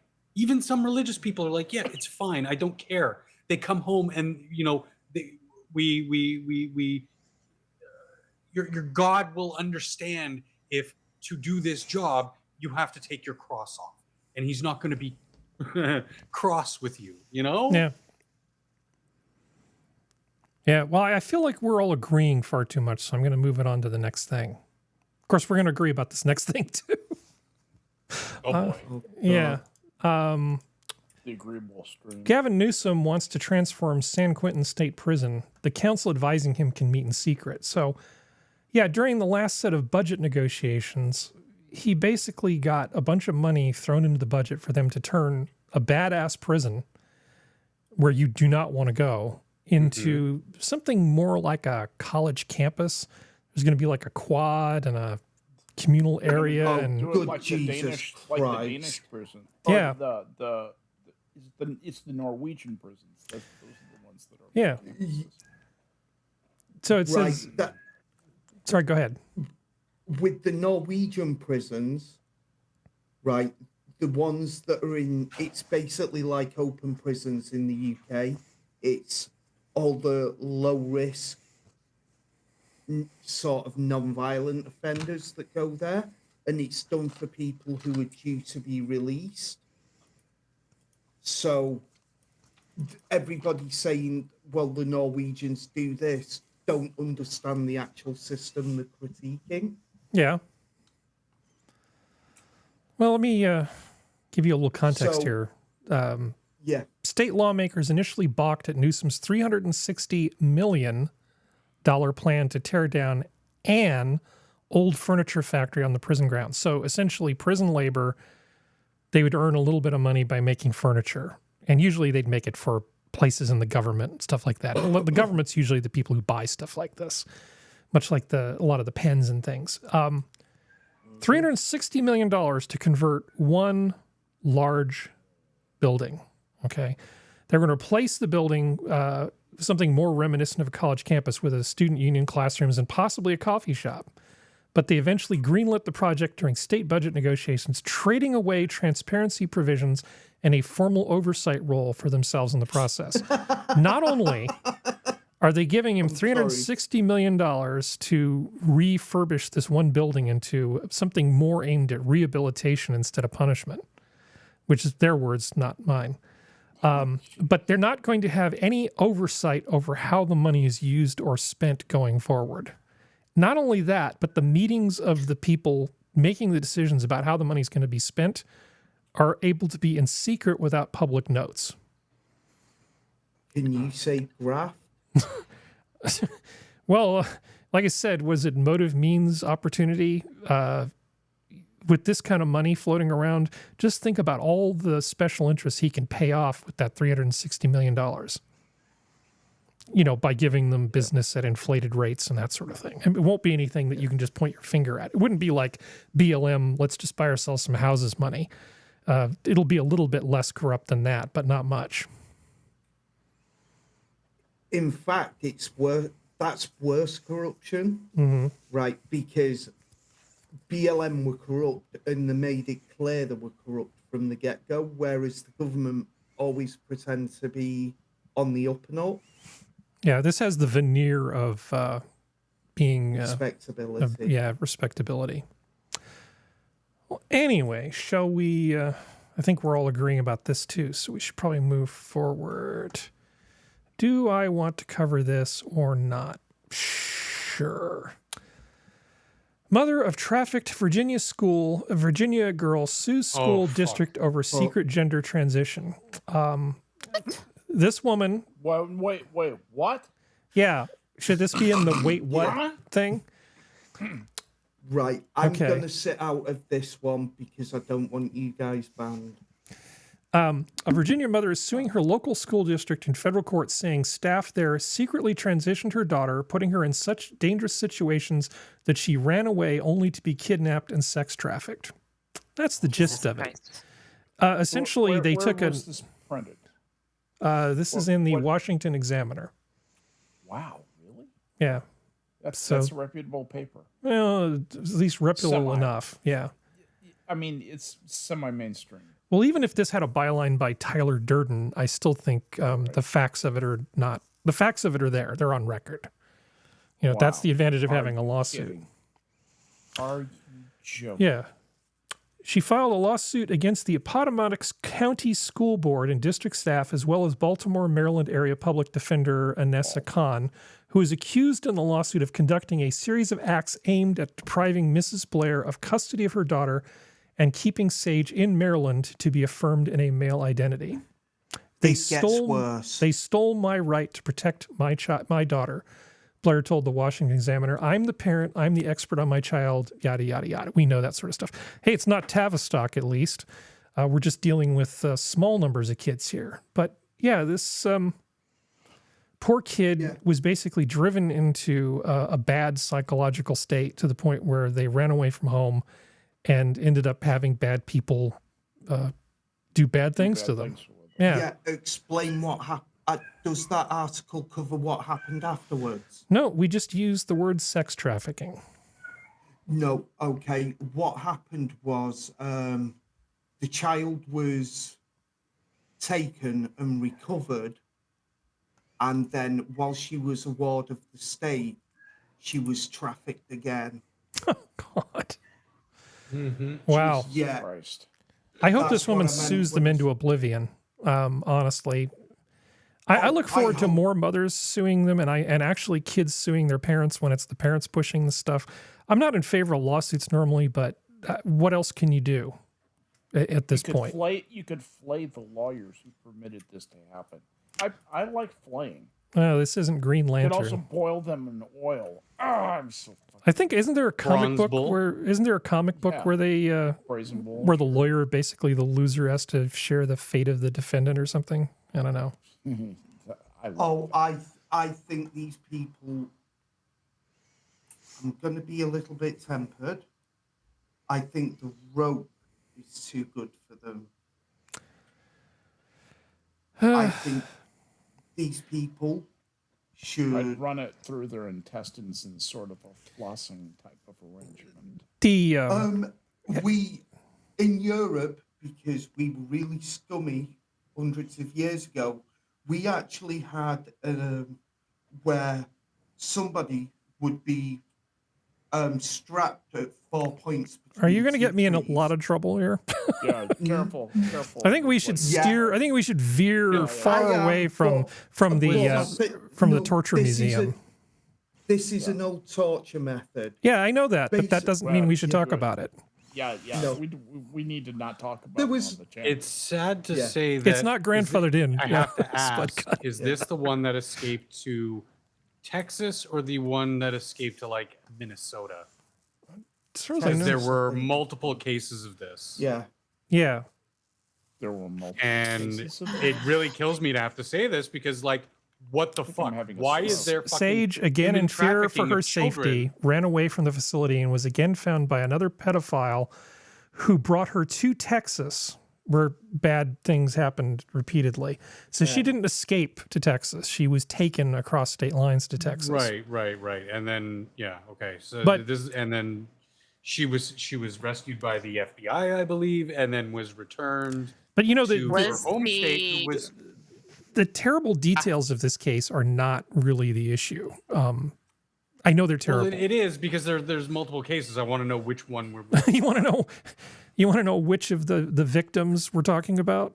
Yeah. I mean, they're all equally fucking fucked up and disgusting. But I want to know. Just clarify. Well, a few weeks ago, the mother who they tried to transition their kid at a little tiny town here in Central California.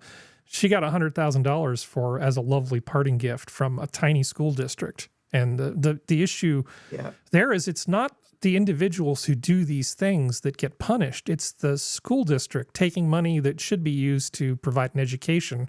And in the case of like a tiny town like Spreckles, $100,000 is a lot of money.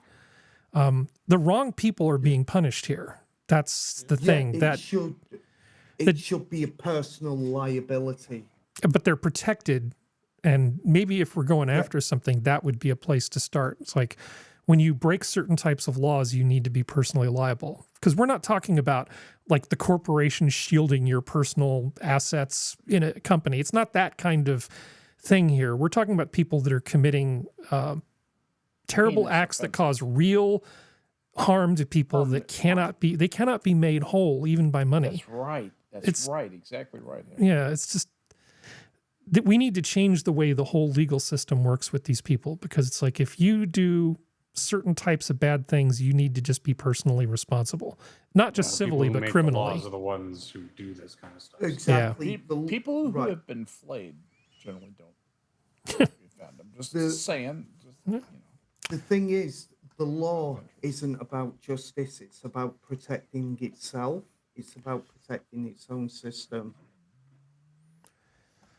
Yeah, Well, here's a story about a woman in Minnesota. She's she's a higher up in the DFL, and I didn't know what the DFL was. It's some affiliate of the Democratic Party there. It's the Democrat Farm Labor Party. Yeah. But they're an affiliate of the Democrats. So she is a big defund the police type person. Well, she got attacked outside of her house, and they took her car, and they did this to her in front of her kids. And man, she certainly did go full law and order after this happened to them. These criminals will not win. We need to take back our city, and this will not be the last you hear from me about this. Shemp wrote on Facebook, we need to get illegal guns off our streets, catch these young people who are running wild, creating chaos over our city, and hold them in custody and prosecute them. Well, how are you going to do that if you defund the police? I spoke intemperately about our fellow citizens. I regret my hasty remarks, and I realized that the people who attacked me were just being frisky and friendly. Maybe they thought she had some bread in her car. You know, shitty American bread, not fit for baked beans.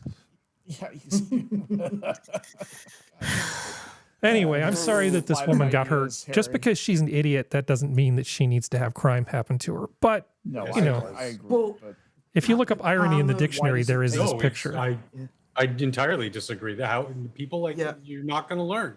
If you fuck up so badly that you cause something like this to happen, she caused this. She is fully deserving of what she got. Who isn't fully who doesn't deserve any of this are her children. Yeah, won't somebody think of the children? Who not only are the criminals at fault, she's also at fault. She is part of the problem that said, no, we don't need police. And then shit like this, violent crime escalates, and then she becomes the victim of it. And now she's all high and mighty. No, we have to stop crime. And blah, blah, blah, blah. No, you're done. You're done. Get out of the spotlight. You no longer get to speak. I don't fucking care. They should have beaten you to the point where you cannot speak, because there are cops out there because of this woman's bullshit who are in a vegetative or near vegetative states because of these fucking assholes. So no, she should have gotten fucking worse. And I'm sorry to go off on such a fucking rant, but I cannot fucking stand people like her who are destroying society and get to walk away I'm the victim. No, you're not the victim. You're the fucking problem. Yeah, I bet she probably figured nothing like this would ever happen to her. I'll bet you she lives in a nice place, drives a nice car, which is why the people who from elsewhere came to the nice place and took her nice car. She just had the nice people who would have defended her. And I'm guessing probably pistol whipped her at the same time. Yeah. And I think somebody also unearthed a tweet, violence or attacks on property is you can't defend property with violence or something like that. Like one of those stupid, like, if somebody's attacking you, you can't defend yourself. If someone's trying to, not attacking you, sorry, trying to steal your stuff, you have no right to enact violence on them to prevent them from doing so. And it was that's why I fucking hate this woman and people like her. Well, I don't want to get into sort of victim blaming, because the primary responsibility for this is the people who committed the crime. I do think that it is ironic, and it couldn't happen to a nicer person than her. Because, I mean, if it's going to happen to somebody, it might as well happen to her. But I don't want to take any of the primary responsibility away from the people who actually did the bad thing.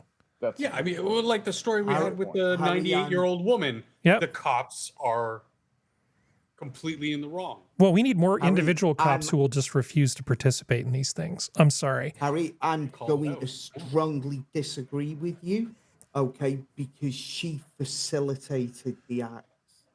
No, the people who did the violent thing, who chose to do that, they individually the violence. She facilitated. Facilitating is not this. No, they made the decision to do this, something that's legally and morally wrong. The fact that she contributed to a culture that made them feel like they could get away with it, right? Because of the defunding. I mean, yeah, she took away a number of the disincentives, but the moral and ethical and legal problem is still in the hearts and minds of those boys that did this. We can disagree about that if you want. That's fine. No. I believe we shall you disagree. guys are not disagreeing. You're agreeing violently, and you're just emphasizing different points. Yeah. You know, you neither one of you. She should have just driven a car that didn't look so nice. She was really asking for it. Yeah. Wait, did I say that? Never mind. Breadmobile. Well, she's a politician, so...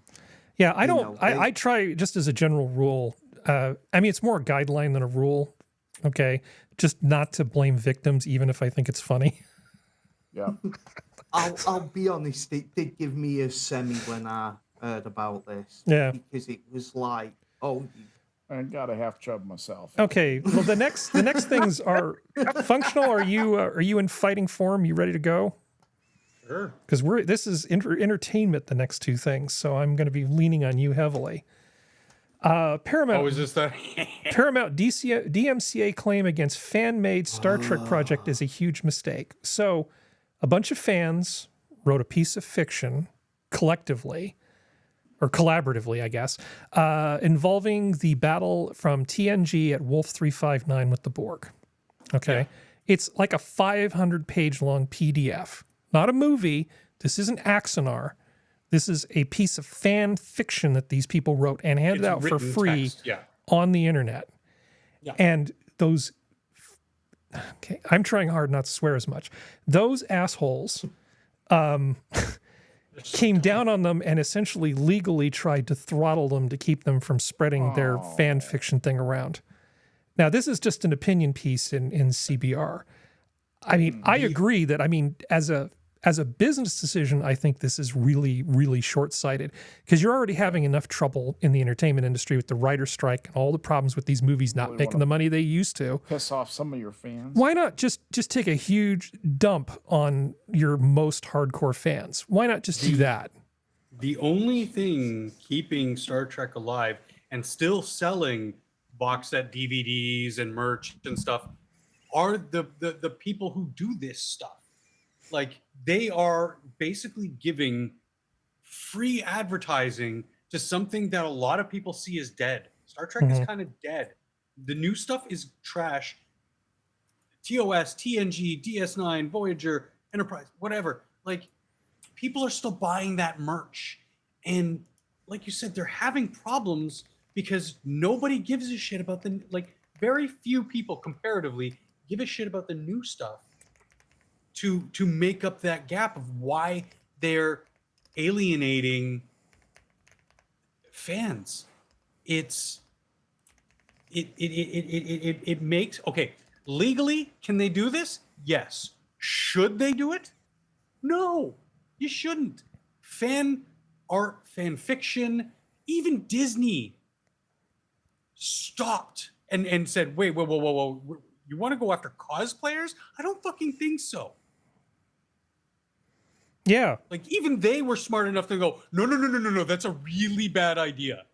You don't go after the fans expressing themselves and appreciating the stuff.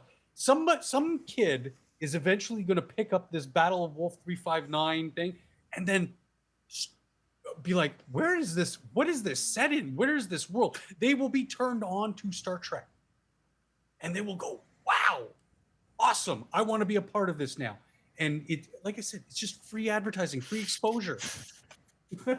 Yeah. And hell, so I've read some of those stories because it's a collection of tales of different perspectives of what happened when the Borg cube attacked, was going towards Earth, and the huge fleet of Starfleet ships went to engage. So it has the new captain from Picard season 3. He was a member of the fleet at the battle. He was one of the few survivors. There's some recounts of Ben Sisko, like, and then a whole bunch of like made up characters and stuff. And so I've read some of the stories that were really good. If anything, okay, I hate what, sort of go off on a little bit of a tangent, but I hate what Games Workshop does because they do really come down heavy with DMCA on a lot of stuff. they were smart enough to pull back the reins on the game streamers, the people who play their games on YouTube. However, the people who made fan-made animations got big legal threats, and they said GW actually did something right here, and in a sense, and said, okay, we're not going to go after you legally. We want you to come work for us. We like what you did, but you're kind of, stealing our IP. But if you come work for us, hey, everybody's a winner. And so, a lot of the independent creators who made short videos and stuff for YouTube and whatever, they were like, yeah, sure, why not? I could get paid to do something I'm going to love. I can quit my office job or whatever and go do that.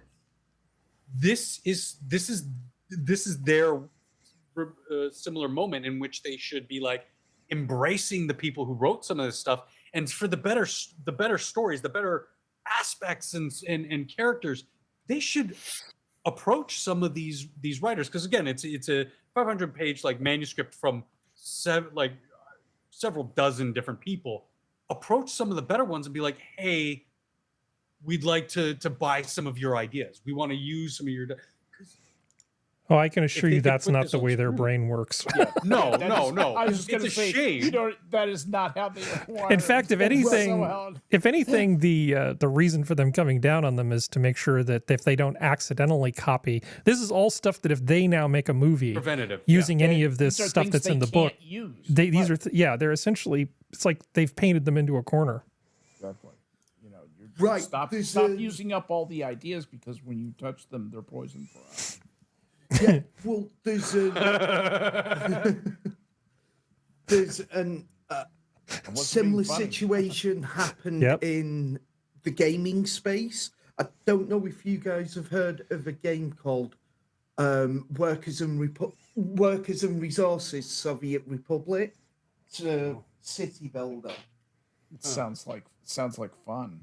Yeah, it actually is. A lot of planning. Yes. A lot of planning. A lot of planning. A lot of 5-year plans, miss. A lot of committees. Where do we put the firing squad? But we do have another entertainment thing we need to get to. No, okay. Harry has something he wants to get to. So. But go ahead and finish your thought, Spud, and then we'll move on. Basically, there was a realism mod made, and the developer of the game incorporated bits of it into the actual main game. And the creator of the mod tried to basically had it took down from Steam for about a week and a half because he said, hang on, this is using my work. And they basically had to come to an agreement and get it sorted, so it's now back on Steam. But it's the similar thing. It's the instead of going scorched earth, try and talk to people, because people will generally respond better to, hey, can we try this? Are you familiar with what GitHub is? Yes. Okay. So you notice that in GitHub, people can put out projects that are open source. And sometimes these are pieces of commercial software, right, that are available under more generous licensing, sometimes for academics. But you go to GitHub, you can essentially fork the source code for some commercial product. And then you can create something of your own based on that. And then you send them a note and say, hey, I've got this really cool new feature. Would you like to basically pull this into your source code? There are relationships that exist in this kind of open source collaborative ecosystem where when you do that, you basically say, I'm doing this with the knowledge and my consent that you can take this work and do what you want to do with it, to basically pull it back into the community. You might get attribution. They might thank you for your contribution. You might get a free potholder or a sleeveless T-shirt. Lots of things might come your way, but you're not going to get a bunch of money for it, right?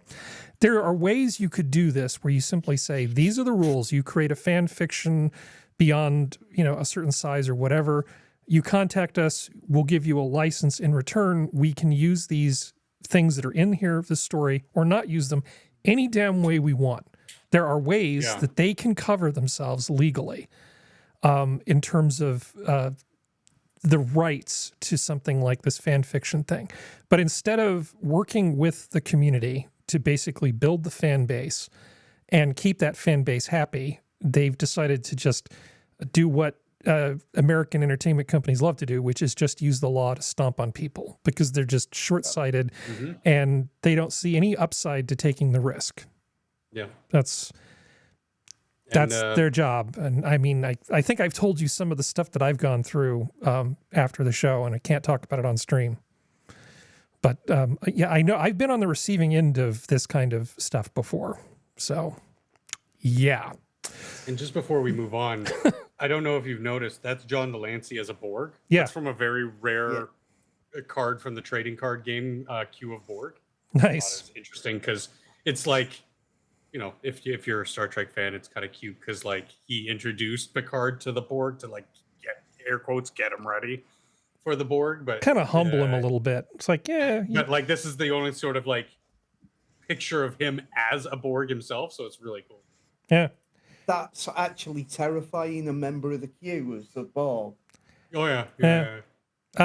Friend of mine tried to give me a hard time because I had this Bluetooth headset on.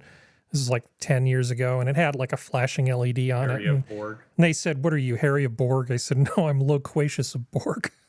Loquacious Borg. Loquacious. Yeah. Anyway. I'm Laquanda of Borg. What you want? Loquacious. Loquacious. Let's is see. an actual word, too.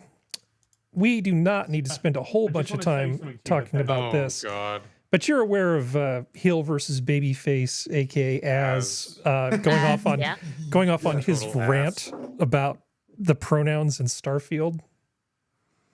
Yeah. Yeah. If they don't matter, then why is it that all the mods that change the pronouns back to just, you know, he, him, and she, her, keep getting banned by them? I mean, if the pronouns don't matter, why is it that they're stomping on any mods that change the game to not have lots of gender fluid pronouns? I never looked into this. So is it just so instead of would you like a feminine body or a masculine body? Now they're asking what pronouns you want to use. Is that how during customization? That's at the beginning in the customization. There's two different things. They've changed it now from male to female. They've changed it in the gaming world to be body type 1, body type 2. Body type 1 is male, body type 2 is female. Which one has the bonus hole? In all of them. If you're doing it right. Which one has the but in Starfield, it specifically asks you, what are your pronouns? And, you know, to a fucking manlet man baby like Az, somebody like that is going to fucking rage. Me, when I encountered it, even though internally I might be going ape shit like he is if we're going to play the video, there's a lot of screaming. I just rolled my eyes, clicked the fucking button, and moved on because I wanted to get on with my life, and I'm not going to let this shit stop me.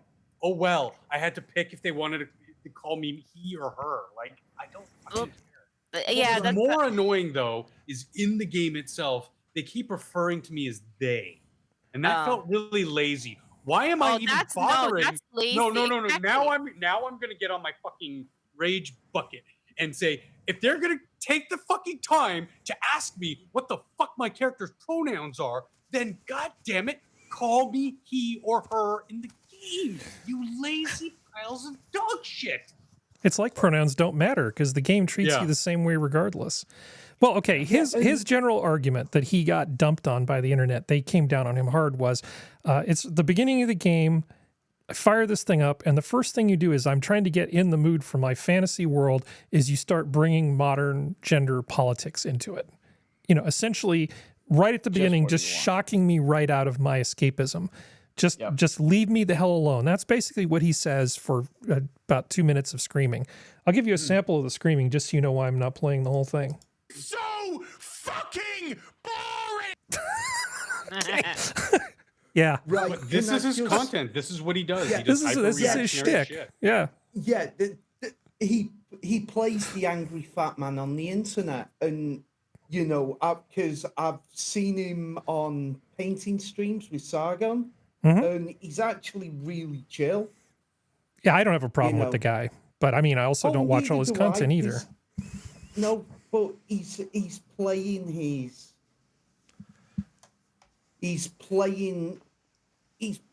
to the audience. Yeah, because that's what his brand is. And the thing is, I mean, in the rant, he's basically saying that this shit that you keep trying to force on everyone is boring because it's all the same thing. There's a complete and utter lack of ideas. And I think that's a fair point. I mean, it's Bethesda. So, you know. Yeah. I don't want to give Bethesda money. I just don't. But we actually have a couple more things that I do want to cover. We're running a little over. And I really want to cover this next two stories. Well, I've got a few more than that. One, and I've got this in a category called Scategories. Okay. The U.S. is apparently backed up and running short on laxatives. You need to tell us something, Mary? Fiber, what the hell? So apparently there's a shortage of certain types of laxatives now, specifically the ones that use polyethylene glycol as an ingredient, like Miralax. Yeah. And it seems, some people seem to think that it's because of a TikTok trend, that there are people on TikTok saying that you can have a better life if you just take these types of laxatives. Yeah.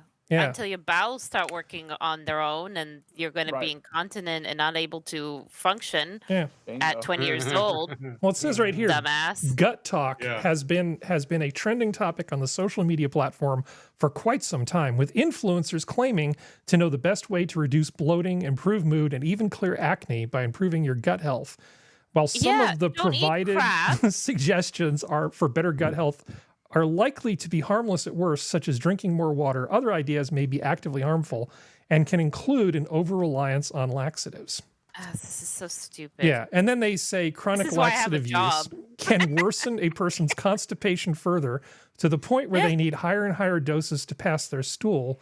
They can also cause long-term damage to their intestines and risk rectal prolapse, a condition where your life is pretty terrible. And acute side effects like dehydration or stomach cramps aren't exactly a picnic.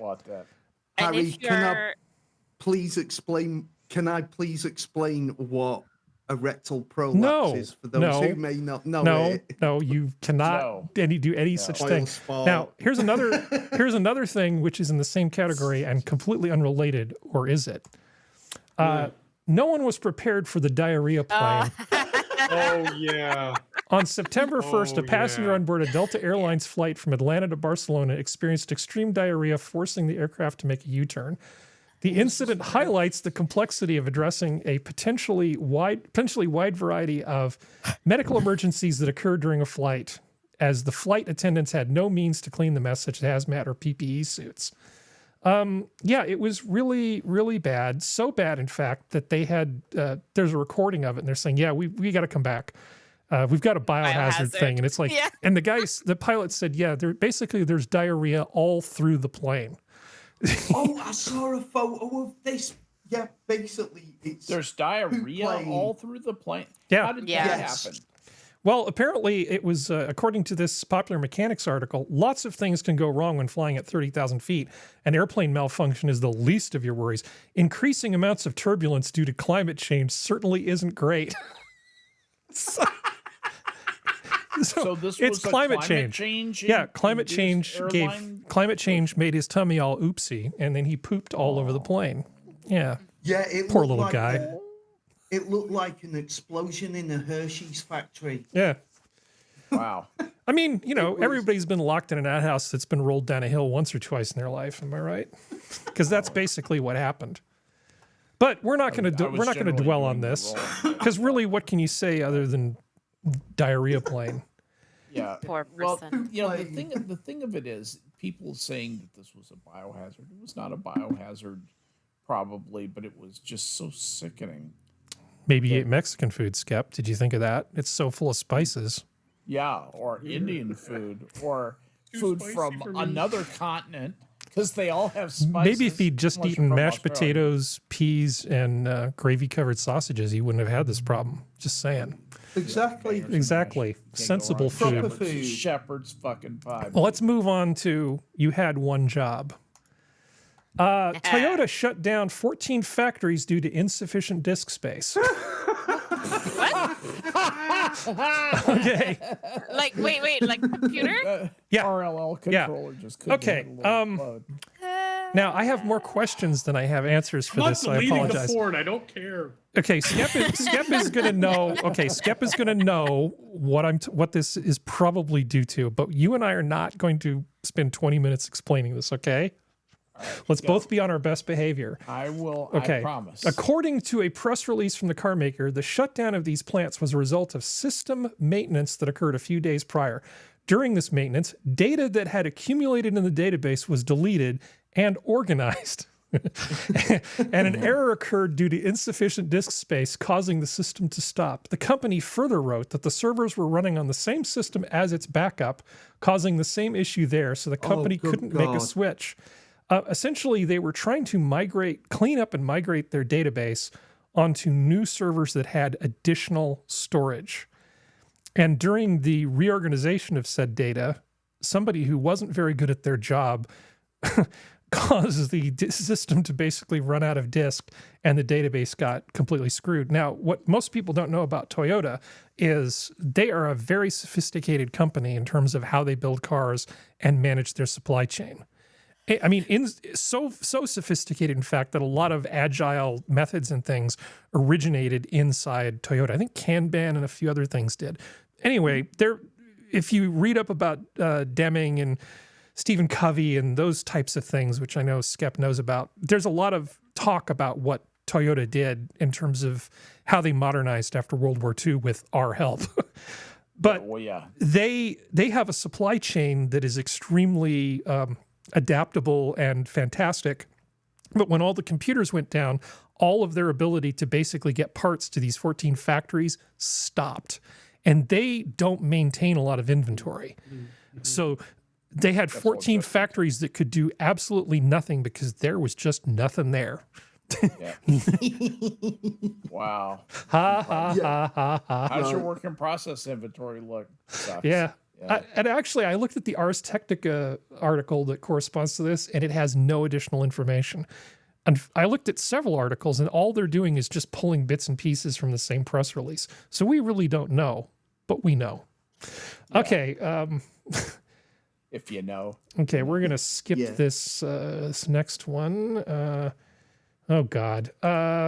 California becomes first state to declare Transgender History Month.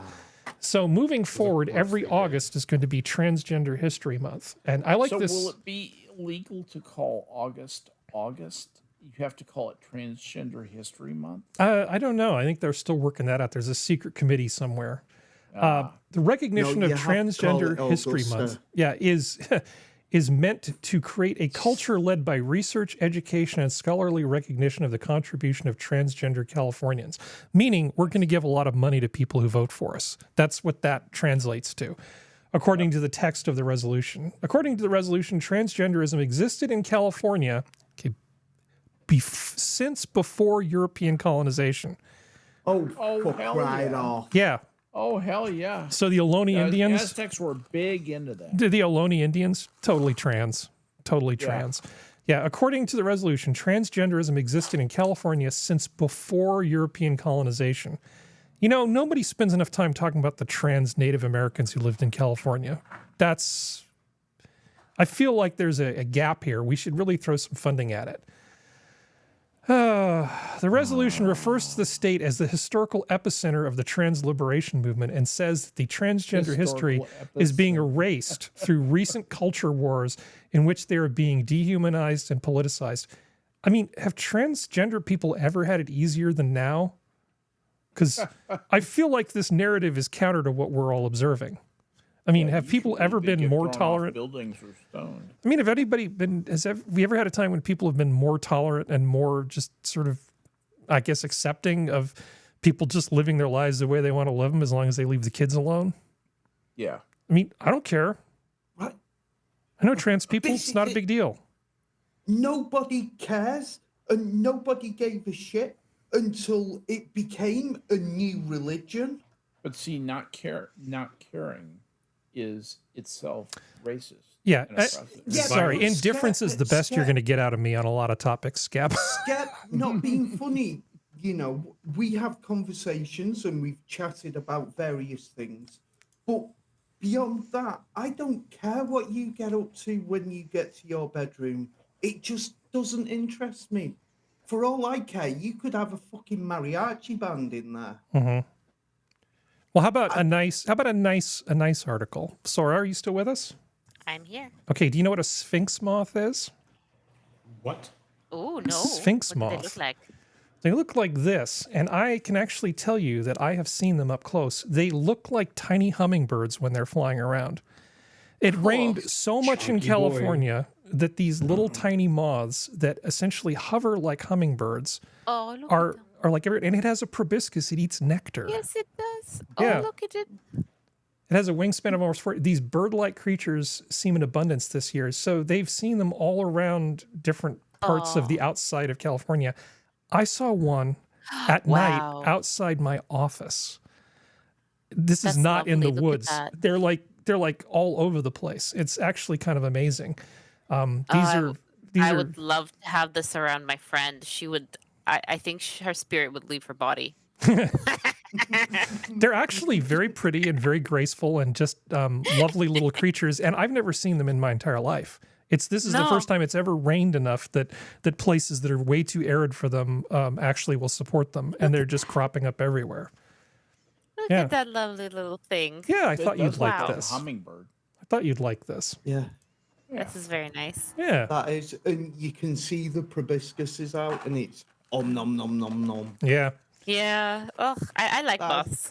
Yeah. After we all have, sorry, go ahead. I think they're called like elephant moth or something. It's brown with like this neon baby pink stripes. It is fuzzy and it's lovely, and they're quite large. They're not big like bird big, but you know, for I would say maybe toonie sized, which is a Canadian $2 coin. But it's a lovely thing, and I love when they come out. The toonie, is that like twice as big as a loony? I don't know which. No, it's the same. It's slightly bigger. Oh, okay. Very, very, very minimally. Right. Skep in the not Skep, sorry, Harry. Yes, sir. I've put a picture of an elephant hawk moth in the side chat. Okay. If you want to show people what it looks like. Oh, it's yeah. very pretty.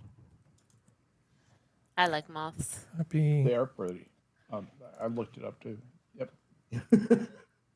Very nice. They look like little airplanes. Yes. This one. Oh, look at that thing. Isn't that pretty? Aren't we fancy? Yeah. I think he's got butterfly envy. That's a fancy pants moth. Yeah, it is. I love. There's something so cute about a fuzzy moth, and then it looks at you, and then especially some of the ones that have the big curly antennae, and then they just like twitch to. Oh God, they're so cute. I really like them. We're glad you're happy. Yeah. Yeah. All right. Well, the next thing I have, actually, I really wanted to show when Serenity's here, and it'll get us copy struck anyway. So I think I'm going to err on the side of caution. Oh, that's right. I was originally going to stream on my channel and this channel, and then end it here and then play this on my channel. But since that didn't work, we're just going to stop now. So this has been your Minions of the Zoo for Saturday. Thank you, panel. Thank you, chat. The zoo is closed. Thank you, Harry. Good night.